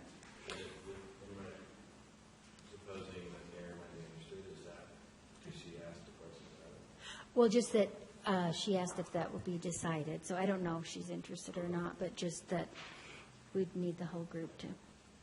And then the annual housing report, let's see. We have a year in review report on this. I have to find out more about that, sorry. Local building authority agendas and meeting format, we're having just a little struggle about how to handle those, and we're working with the city attorney's office on that. It's really just a matter of the format and how we agenda and record those, so we'll come back to you on that when we know more, and that's it. Okay. Thank you for your patience. Okay. We are going to